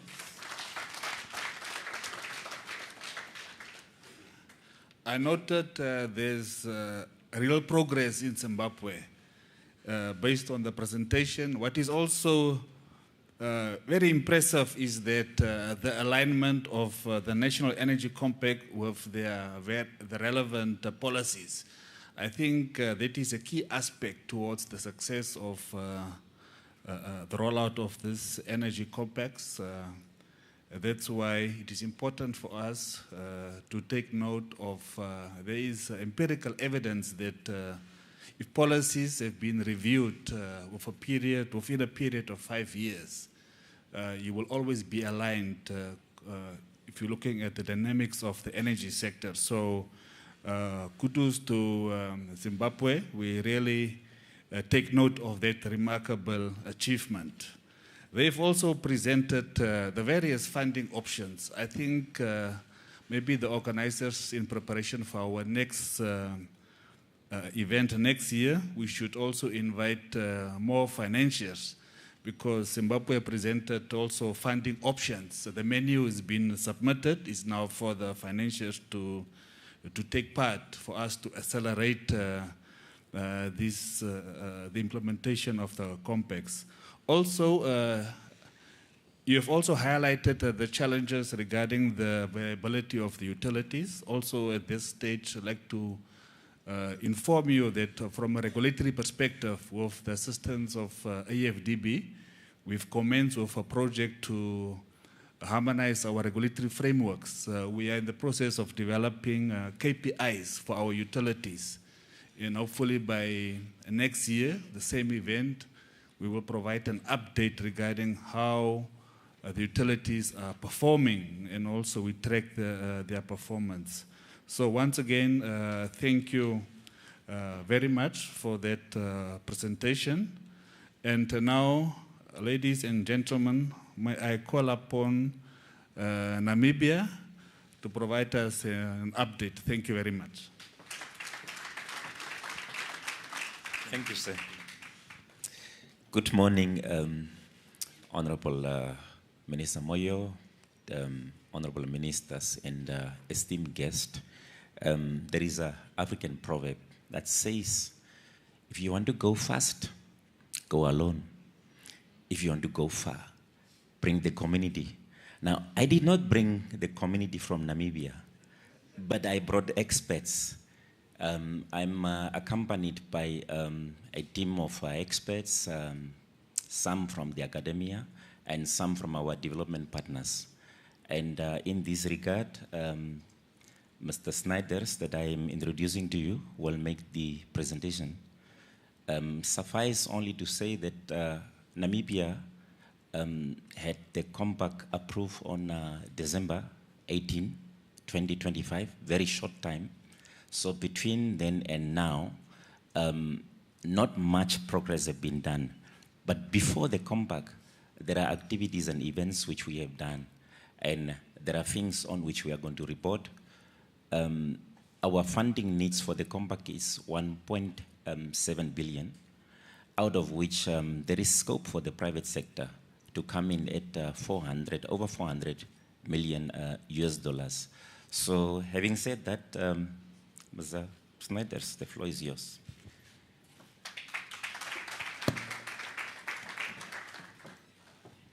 Thank you, Edie. Good morning, Honorable Ministers, Excellencies, ladies and gentlemen. Allow me to stand on the protocol already established. As mentioned, my name is Nico Snyders. I'm the Deputy Director of Energy in the Ministry of Industries, Mines and Energy. And I'll be presenting the compact and the journey that we've taken when we developed this compact. So in terms of the compact came in the opportune time when we're already developing our national plans. Last year, we were also busy with our NDP 6. That's our national development plan that's taking us towards our Vision 2030. And as soon as after the plan that was developed, the plan is basically taking all of our needs and also the challenges that we're experiencing. So in terms of just to highlight the challenges that we're having, we as a country, we import sometimes up to 60% of our energy needs from the region. And we do have the renewable energy in the country, wind, biomass, and also solar PV. So what we want to do is to look at how to utilize the resources that we're having to address the challenges that we're having. One challenge is also that as a country, we have a high electricity price in the region, and this makes the power quite unaffordable to our communities and our end users. So this is what we need to look at. And a further challenge that we're having is in terms of climate variability. There are sometimes, especially when we experience drought, that our largest power plant in the country, the hydropower plant, will not produce power, and this is also then having a negative impact on our national utility. So what we said, this National Energy Compact, it needs to address all of these challenges. And what we've done is that, as highlighted by the ED, is the investments needs that's to support this compact is about 1.7 billion, and then out of this 411 million, we will require from the private sector. Next slide, please. So in terms of after the Dar es Salaam Energy Declaration, the team went into action with the support of the African Development Bank and the World Bank. We established a committee consisting of our national utility, our utilities responsible for distribution, and also from our National Energy Institute, as well as private stakeholders. So we looked at this plan and see what the exact needs are for the country. And what happened is that we developed this plan with the support from the World Bank and AFDB. And then this plan was formally approved by a cabinet, and then we had the launch in December 2025. Next slide, please. So with this plan, we addressing those 5 pillars that was presented by the African Development Bank. And our response to that is that the first pillar, we're looking at capacity expansion and cost reduction. So up to 2030, we look at about 450 megawatt of new renewable energy that we want to add to our national generation capacity. This exclude our strategic project, the Baines hydropower, and as well as the strategic project in terms of wind energy development, where we're developing a wind park in the south of the country. And then what we also look at is what we will want to achieve is that we need to look at our nationally integrated resource plan, looking at the challenges and also the new technologies that is coming up. We said that we want to look at this plan and then update this plan in 2026. And in terms of, we also need to look at procurement, our competitive procurement processes, because sometimes this is also delaying some of the projects. So we want to see how to address those bottlenecks in those processes. The second pillar is looking at regional integration and power trade. This is looking at adopting the new sub-transmission pricing methodology by 2027, and then how to advance those regional interconnector projects that we have with our neighbors. The one is the ANA project, that's Angola-Namibia interconnector, the Zizabona project, the Zambia, Zimbabwe, Botswana, and Namibia, as well as looking at Botswana, Namibia. We're also looking at, but this is still at an early stage. The other 2 projects, it's been there for quite some time, so we want to see how to accelerate those projects as well. Next slide, please. In terms of the last mile access pillar, we want to achieve or want to connect 210,000 households by 2030, and also looking at clean cooking to provide clean cooking solutions of 200,000 to 200,000 households. We also look at operationalize our national electrification strategy and electrification funding portfolio by 2026. These 2 is, the one is looking at explore alternative funding that will support government in rolling out electrification. And then under this, for the last one is have a dedicated team to look at how to assist with rural electrification and peri-urban electrification. Previously, as a ministry, we did rural electrification with the utility, and then the distributors had their own programs in terms of peri-urban electrification.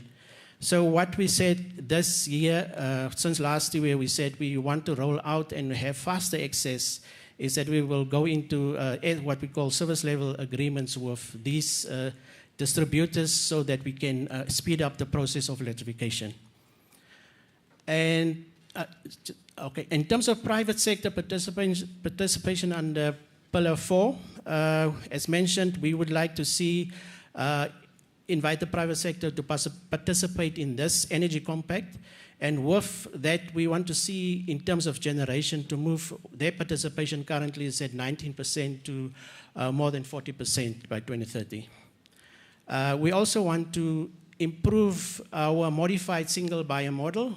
This is allowing private sector to have private-to-private sector arrangement for power trading, and that is the cap of 30% of the current demand of this respective buyer of that power.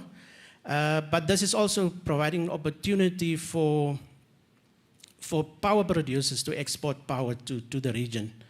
And we already have one merchant plant that is already supplying power to one company in South Africa.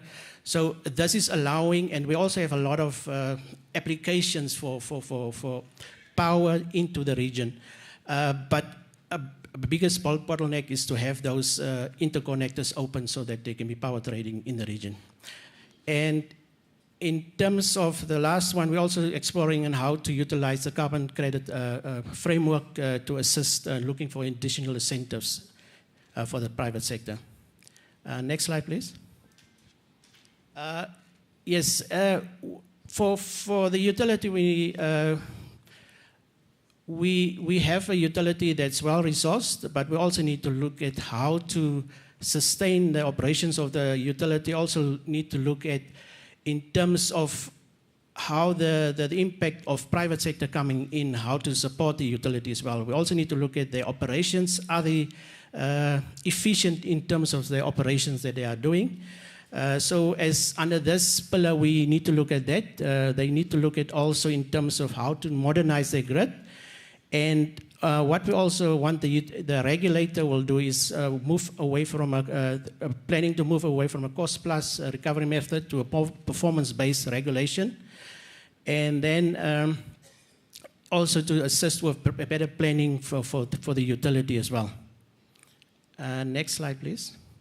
So in terms of the targets that we've put for ourselves, we said we increase share of renewable energy from 54%, that's in terms of energy now, to 70%, that's our target.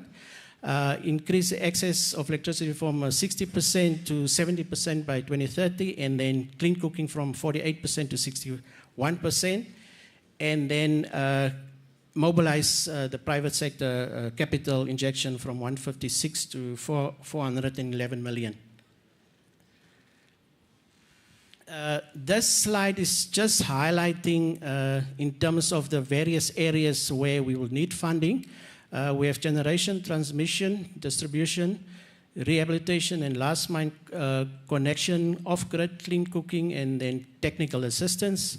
In total, as already mentioned, it's a 1.7 billion that is required, with 411 that's required from the private sector.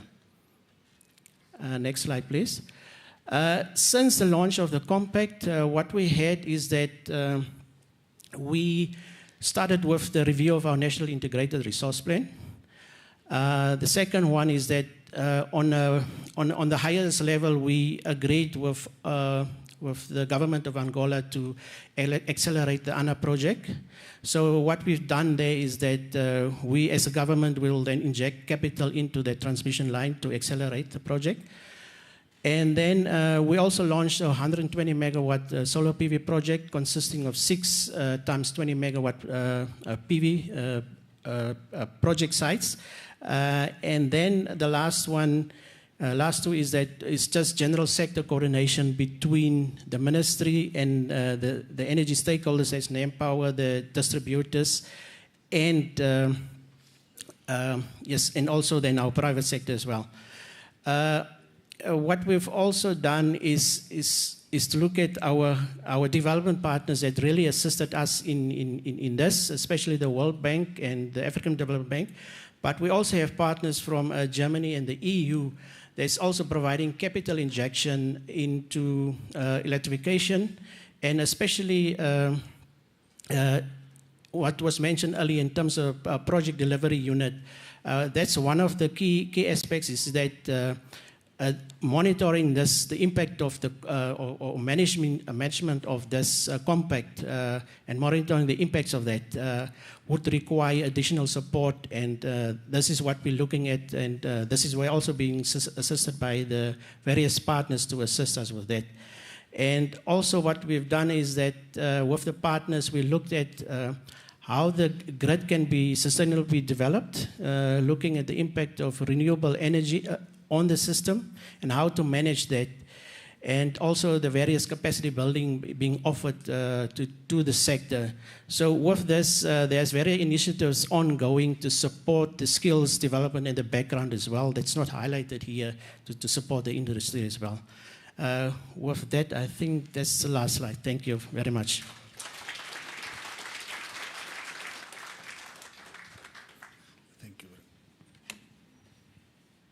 Can we give him another round of applause, please?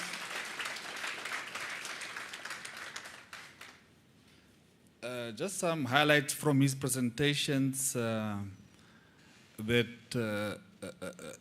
they put emphasis on the affordability aspect. I think that is a key aspect in terms of rolling out new investments in the energy sector. So from the regulatory perspective, and from RERA more specifically, is that we are developing a tool called CRAFT, which is a cost reflective assessment framework tool that we are planning to finalize by September this year. And this tool will then have a common definition of cost reflective tariffs in the region. So hopefully we will also present that next year in terms of cost-reflective tariffs and affordability. Something that was a bit worrying to me was that at times Namibia is importing almost 60% of their needs from the region.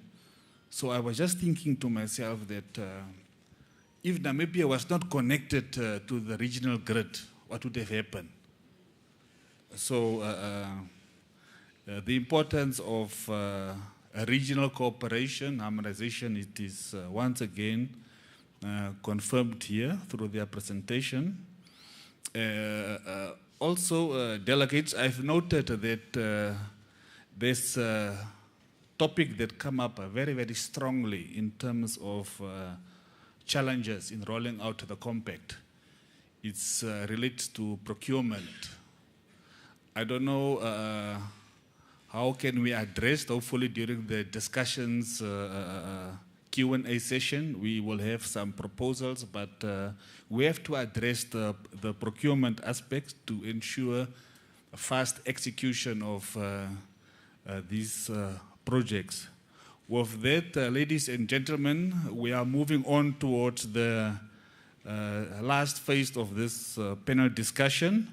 Before I open the floor for any questions, maybe we give them another round of applause.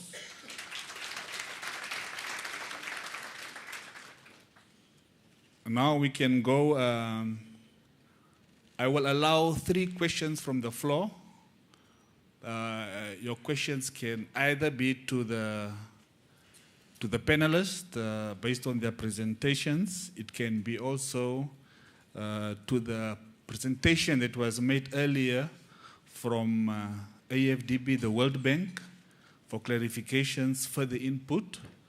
Please just introduce yourself and inform us from which institution or member state you are representing. I don't see any hands. there are one hand here on the left-hand side, my left-hand side. There's another one here on the right-hand side and at the back. Then we will allow all to report back. Thank you very much. Yeah, my name is Neva Gariromo. I'm coming from Institute of Sustainability and Development Finance. My question is almost, I would say it's a comment, sort of. From what I have seen being presented here by the member states on their compact, the reports or updates, I've observed that there is one common thing that has been spoken about, which is something to do with finance, funding, and also on the models of clean cooking, renewable energy, and solarization and everything. There's some common aspects that I've seen there. Now, I was thinking aloud to say, is it allowed to AFDB and World Bank to have a regional project, a program that we write as a region? We are asking for this funding other than for you, AFDB and World Bank, to come with your call for proposals.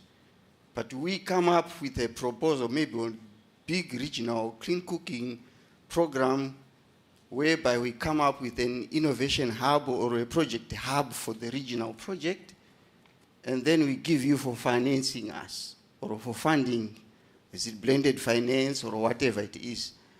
I believe one of the presenters says that when you want to rush, you go one.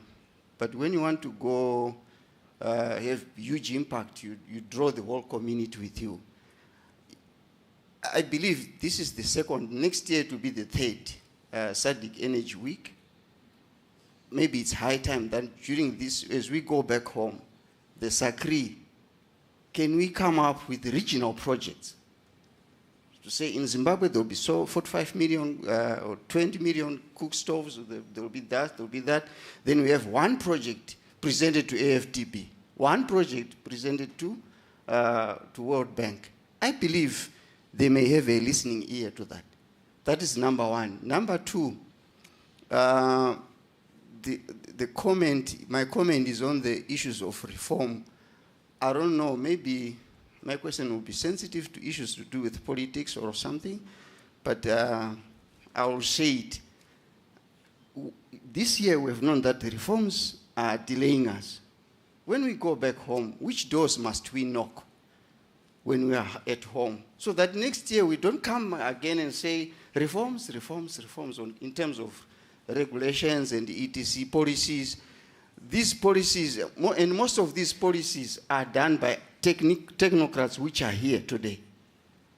Most of the directors, the policy formulators are here. Then you go back to your countries, maybe with the law, the lawyers and whatever systems that are there. I may not know what, but to my sense, I'm saying, if you see a problem, you continue talking about the same problem for more than 3, 4, 5 years. It will cease to become a problem. It will be something else. Thank you. Thank you very much. Very well noted. We will reply shortly. There was another hand here. Thank you. Thank you very much, Mr. Moderator. My name is Abdul Kadir Shetima. I'm the Executive Director of the African School of Regulation in Accra, Ghana. From the various energy compacts, it appears there is very little focus on capacity building. And capacity building is critical at the institutional level. There has been some capacity building plans for technicians and installers, LPG equipment manufacturers and all of that. But at institutional level for the planning and regulatory institutions, capacity building is critical to achieve these targets at the pillars, whether in the area of tariffs or licensing and all of that. So my question is to any of the panelists, including the moderator, is there a coordinated, or will capacity building be coordinated at the regional level, or it will be at national levels to ensure achievement of the pillars in the time provided. Thank you. Thank you very much. There was one last question at the back.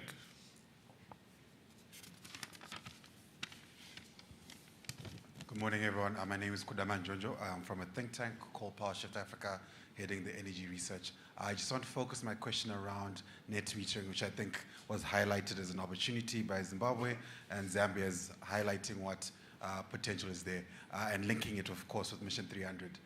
Because net metering by itself is households putting up solar panels effectively, and they're connecting to the grid.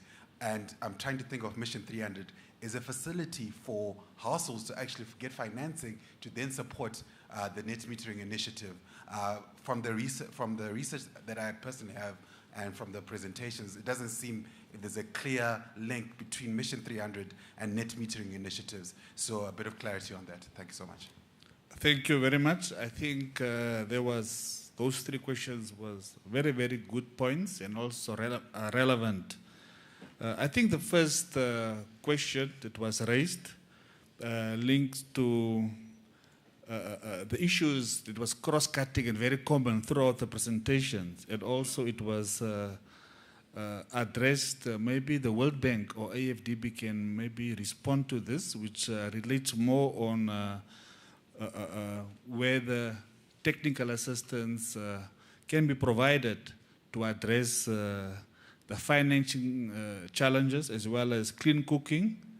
So if there's anyone from, okay. Maybe can we get a mic here?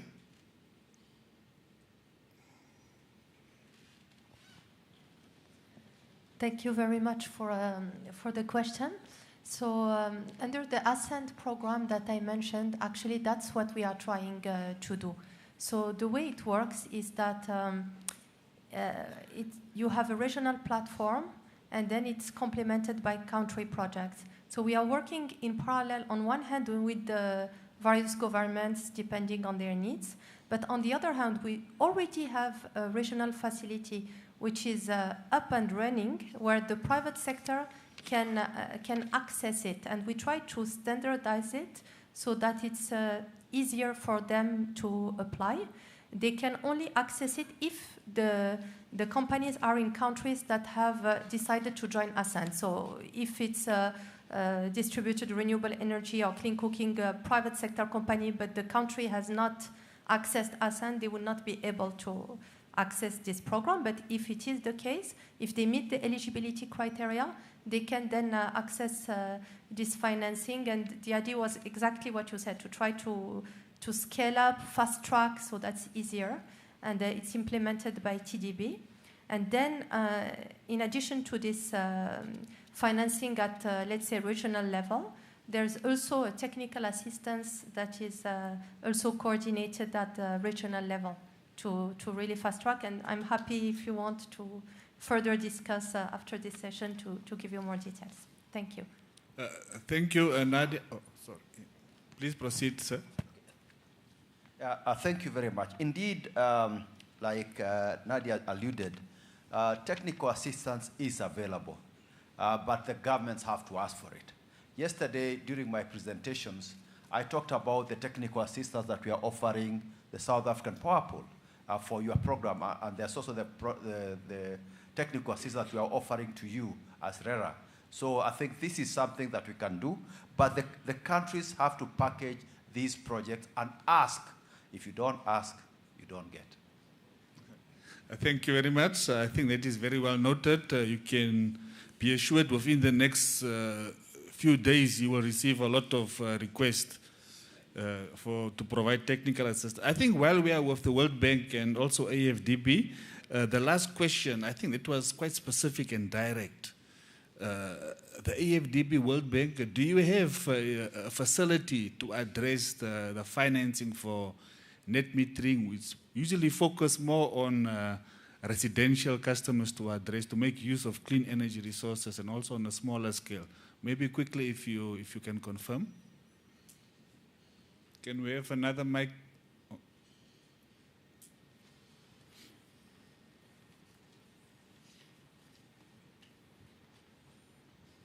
think the response to that is that net metering is part of the overall metering processes of utilities and countries.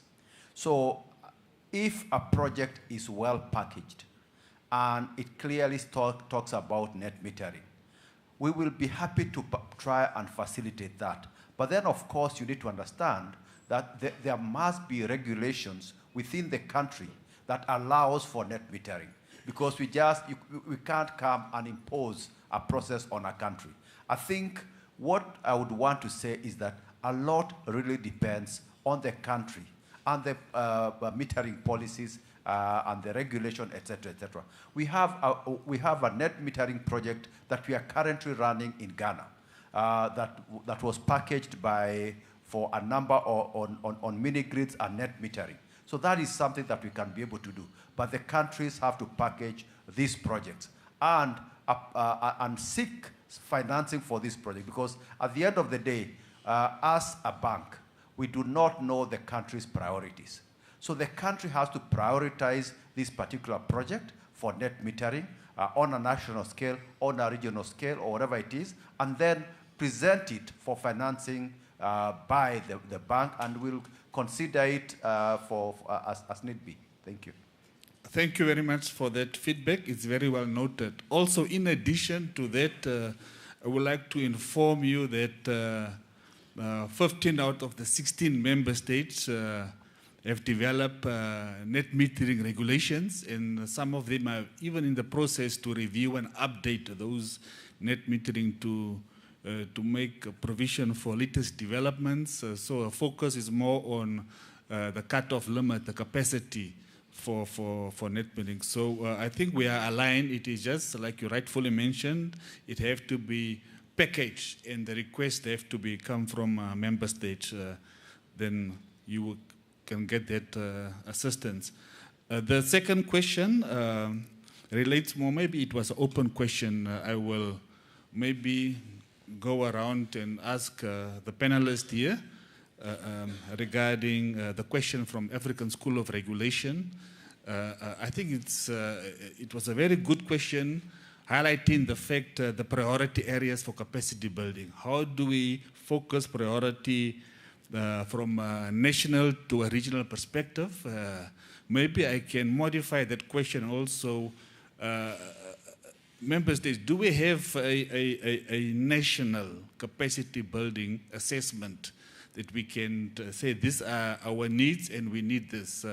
Maybe I can go starting with, thank you. Okay, thank you very much, moderator, and my brother that asked the question from the African School of Regulators.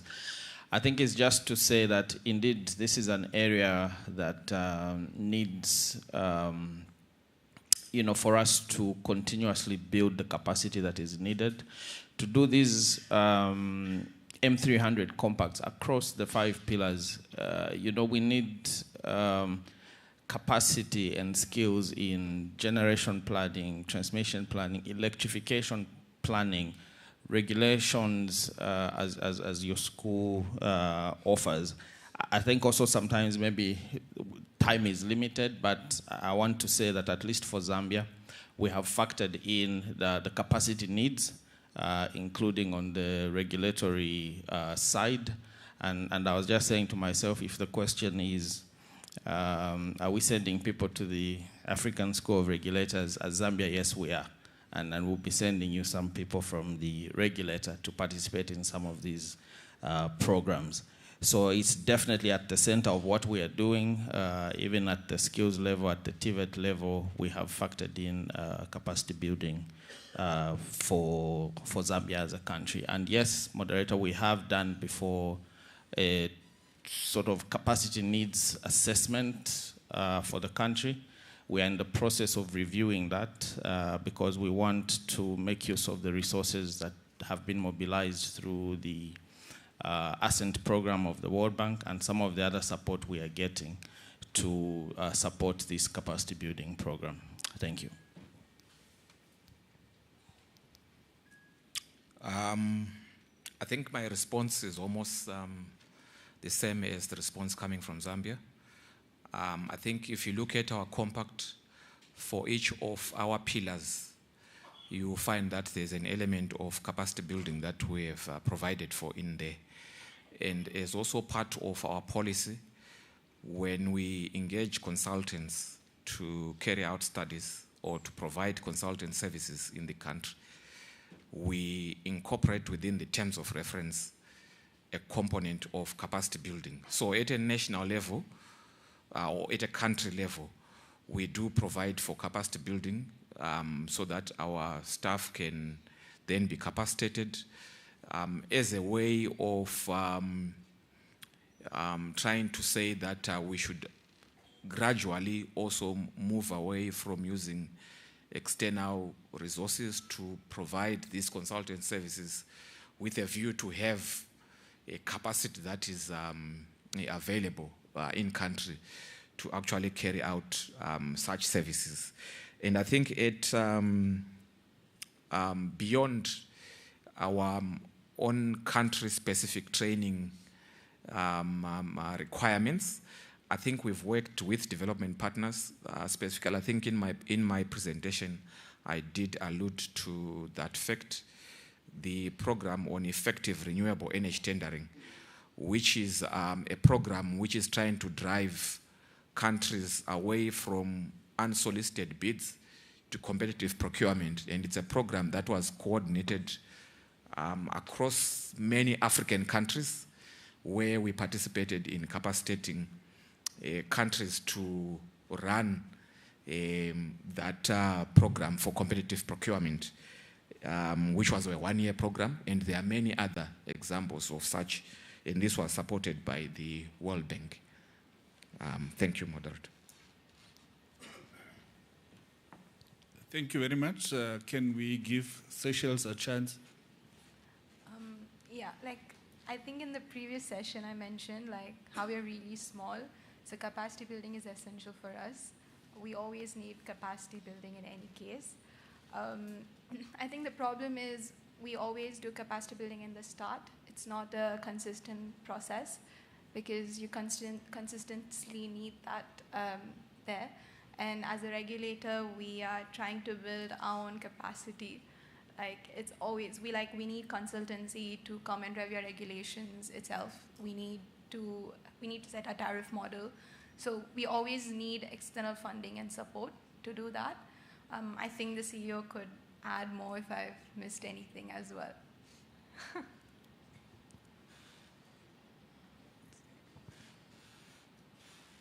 Can we have a mic there? Thank you. Sorry, I think, I would like to commend Harini, fresh and young face to take the stance and, be the face of Seychelles in this presentation. Seychelles, as I mentioned yesterday, we have a population of about 100,000, out of which less than half of that is in the labor force. So the demand for human resources is competitive, especially with the tourism sector, which is our biggest economic sector, the education and health. So when it comes to regulator, it's kind of in the back burner of the government's head because, it's like something that is, it's something that is new and upcoming. In the region, I mean, we were established as a regulator back in the 2010, 2011, and we're still building up to now. Like our mandate has increased a bit, but so how we going to address this challenge? I think I will put it to you, yourself there, Mr. Chair, as the regional hub for regulators, to ensure that within the region, rather than go outside to look for consultants, why don't we look within our region for a pool of experts, a team of people who can because we're talking about common issues like regional integration, like access to energy, like net metering and stuff like that. Why don't we now have access so that if Seychelles need technical expertise, rather than go to the World Bank, to the FTB, I come to the region. I said, okay, we have a certain issue with we want to address certain legislative or regulatory gap. So we have that access, and we use that. Thank you. Thank you very much. Namibia. Okay. Just to highlight, from Namibia, we have a lot of projects that we have with development partners and also with the World Bank and African Development Bank. So, and in each of those projects, there is capacity building built into those projects, as highlighted about the renewable energy tendering. From the World Bank, we also have, in terms of capacity building in the sector, in terms of wind energy, and this is where we have technical assistance coming from the Danish Energy Agency and the Danish Technical University, is to build up their skills in the country, to map out the resources so that we know when to make better, basically de-risking some of the projects, as I mentioned about the 300 megawatt project in the south of the country, also having the information available at hand for investors. We also have technical building in the TVET sector, and this is mostly support that we receive from the German government to assist technical skills building in the vocational training centers. As you can see from the plans that we're having, we have a lot of renewable energy that we want to do, so we need to build up those capacity in specifically in PV and also in the wind sector. What we also done, we've done a study on skills for the sector, especially for green industrialization. As a country, we want to move in that direction. So what that study highlighted is, yes, there are some skills, we have some of the skills, but in order to improve, especially in green hydrogen, we need what we call upskilling in some of those expertise that we have in the country already. And lastly, as the National Training Authority in the country is looking up to come up with a strategy on skills development, and this is also where we have various donors in place, especially the World Bank is also assisting us in that, to assist us to build the skills, to assist us and having those skills to assist us in supporting our development programs. Thank you. Thank you very much for that, for those responses. Maybe I can also reply to Seychelles in terms of capacity building from a regulatory perspective. As part of RERA's mandate is also to do capacity building. We have regulatory experts for over 20 years from developing and reviewing grid codes, setting tariffs, designing tariff methodologies, and also assisting with developing plans, quality of supply and service standards. So rest assured, RERA will soon visit you and provide that training or assistance, rather not training, it's assistance.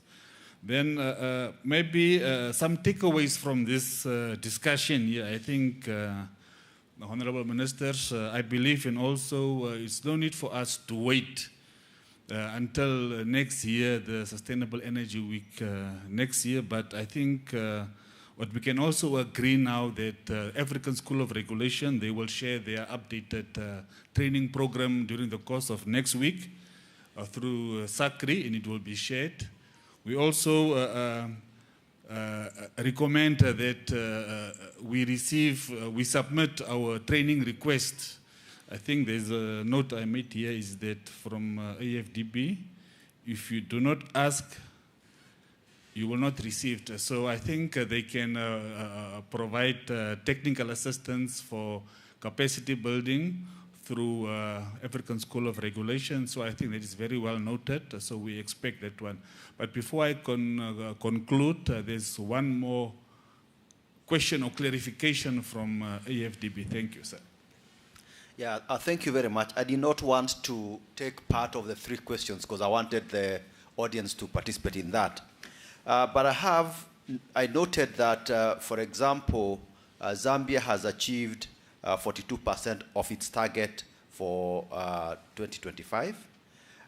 For Zimbabwe, it was about 10%. And the question I have is, what do the countries need to be able to ramp up the access rate? Because unless we ramp up the access rate, then the goal of Mission 300 will be in jeopardy. Is it procurement issues, or what is it? That's the first question I have for you. The second one is more or less of a comment. And when we talk about the pillar on private sector participation, this also includes transmission lines. As I said yesterday, South Africa is going that route because they have a huge backlog of transmission lines that they need to build. And they've appreciated that this can they can only be able to do it at the speed and scale required if they use the private sector. I know for a fact that for the longest period, there was a feeling that the private sector should not participate in transmission systems because it was perceived to be a natural monopoly. That has been disabused, and there are very successful transmission lines happening around the world. And the AFDB is financing the first 3 transmission lines, I think, in Kenya. Thirdly, was the issue of having distribution entities to do distribution projects. That would be a great idea and really commendable. But however, I think there is one elephant in the room, and this is the issue of tariffs. Because even if you have smaller distribution entities, those distribution entities will have to be bankable. And therefore, they must be able to collect revenue at the scale that is required to do operation and maintenance of and supply or obligations of their companies. And fourthly, I think I saw on the Zimbabwean side talking about targeting about 120 megawatts in 6 lots. I think we need to be careful because you'll get small, if you do small projects, then they don't have the economies of scale. You might as well go for bigger projects that have better economies of scale. And lastly, just as an observation, maybe the countries may consider convening meetings of their partners in each country, because you have specific partners, and try to see how you can be able to mobilize resources for purposes of meeting the Energy Compact financing requirements. I'll stop there. Thank you. Thank you very much. That is another round of applause. Thank you, sir. It's very well noted. I think time is still on our side. Maybe let me start with, before I hand over to Zambia to address that question, the issue regarding independent system operators. I think that is really a barrier. The challenge that is in some member states, the legislation and regulations do not allow. So that's why we are busy from RERA side to harmonize our regulatory frameworks to open up the market. We did very well in terms of opening up the market from a generation perspective for IPPs to participate in not only selling to utilities, but also to any other large power user, even trading on the power pool. So rest assured that soon we will also make an announcement regarding progress regarding independent system operators. Now let's go back to the questions and the responses. I believe the first one was to Zambia. Thank you very much, moderator, and thank you for the question. I think the question from Vice President of FDB is what is needed, I mean, to really accelerate these access rates.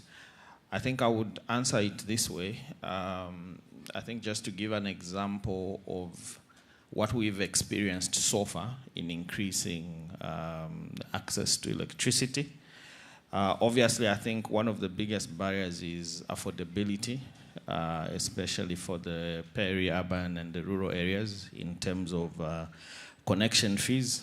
And I think programs that come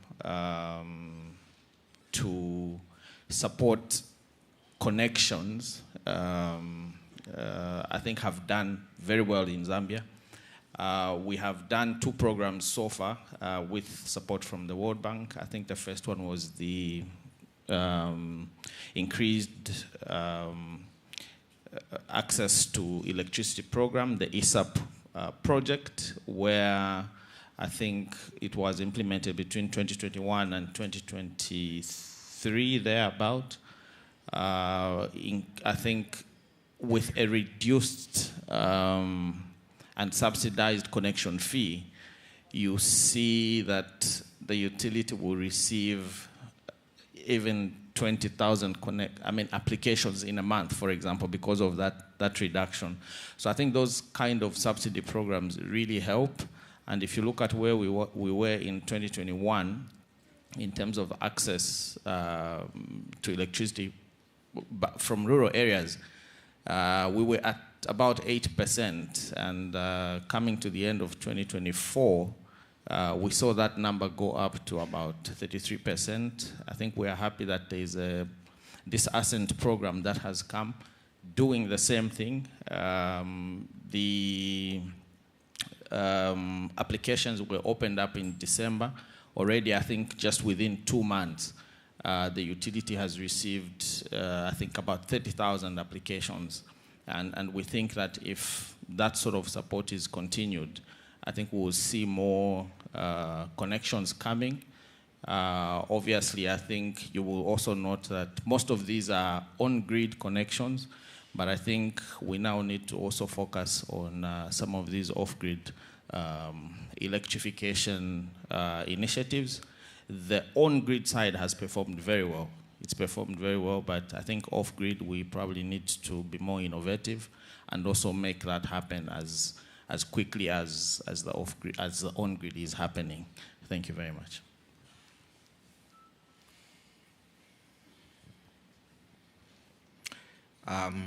Thank you. I think the elephant in the room is around the issue of unlocking financing. If you look at what we are able to do as governments, I think because of the competing needs that governments face, we really need to unlock funding because government can't do it alone. In our case, we do have our institutions such as the Rural Electrification Agents, our ZETDC, who have been doing these electrification projects. But however, the revenues that they have are not enough to meet the targets that we have as countries to ramp up these access projects. And hence the need for us to look at also inviting private sector in that space so that they can also take up part of these access projects so that we drive more numbers on access. And hence also the reason why as governments we are also doing regulatory and policy reforms around this issue. In our case, like I've already mentioned, we are looking at private sector coming into the space to also do electrification projects, which have always been done by the utility. But we think with these regulations, we should also unlock over maybe close to 500,000 electrification units that can be done by private sector through these regulatory reforms. Then secondly, I think we also need to see more support coming from our development partners. If you look at Zimbabwe, we really have not received much in terms of support for infrastructure for more than a decade coming from development partners and these multilateral institutions. We've just been getting maybe grants to do studies and nothing beyond that. And we believe there's an opportunity also, or it's our call to development partners and multilaterals to also come into Zimbabwe and support us in these infrastructure projects where we specifically fund infrastructure as opposed to just studies. The Ascent program that is being talked about, if you look at it, it's happening around all our neighbors. but in Zimbabwe, it's not there. And we believe it's high time that development partners also come into Zimbabwe and support us in our efforts to drive these access projects. I want to end there, moderator. Thank you.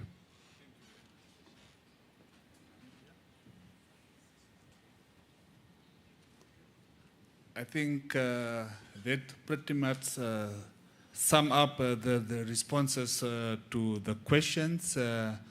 I would allow, but I think the time is slightly against us. So I think let me just briefly summarize our discussion of these sessions. There's notable progress in the countries presented here today, and we are grateful for that. It's also what come out very, very strongly here is that we have to consolidate, harmonize our policies and regulatory frameworks. We also have to make more effort in terms of the necessary regulations to enhance these projects getting off the ground. There's also a challenge in terms of the pipeline of projects to reach financial closure. Those are challenges, as has been noted, and we will address it. It's been confirmed also with our developmental partners in the room. They will provide assistance. There are some issues that have been raised that can be taken care of through the respective regulators in consultation with government.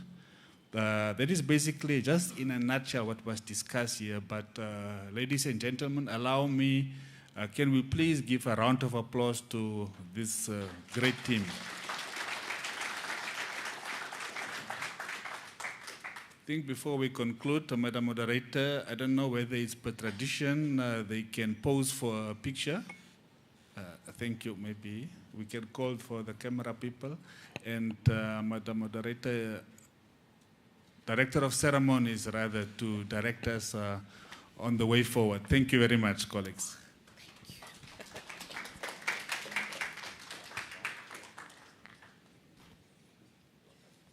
Thank you very much. I think this is very good. Thank you. Thank you very much.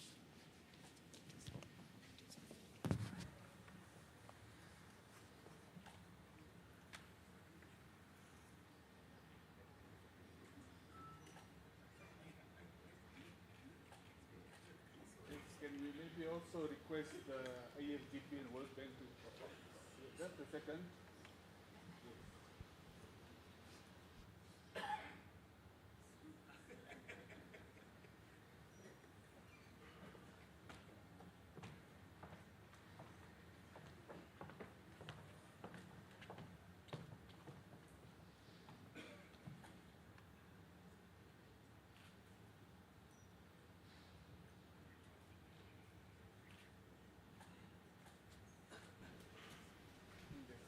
Well, thank you very much, and a round of applause to our moderator, Mr. Francois Robinson, for taking us through this very important session where we got to discuss our energy compacts. Ladies and gentlemen, I will allow us to break for tea, and then we will be back in time for our official closing ceremony at 12 p.m.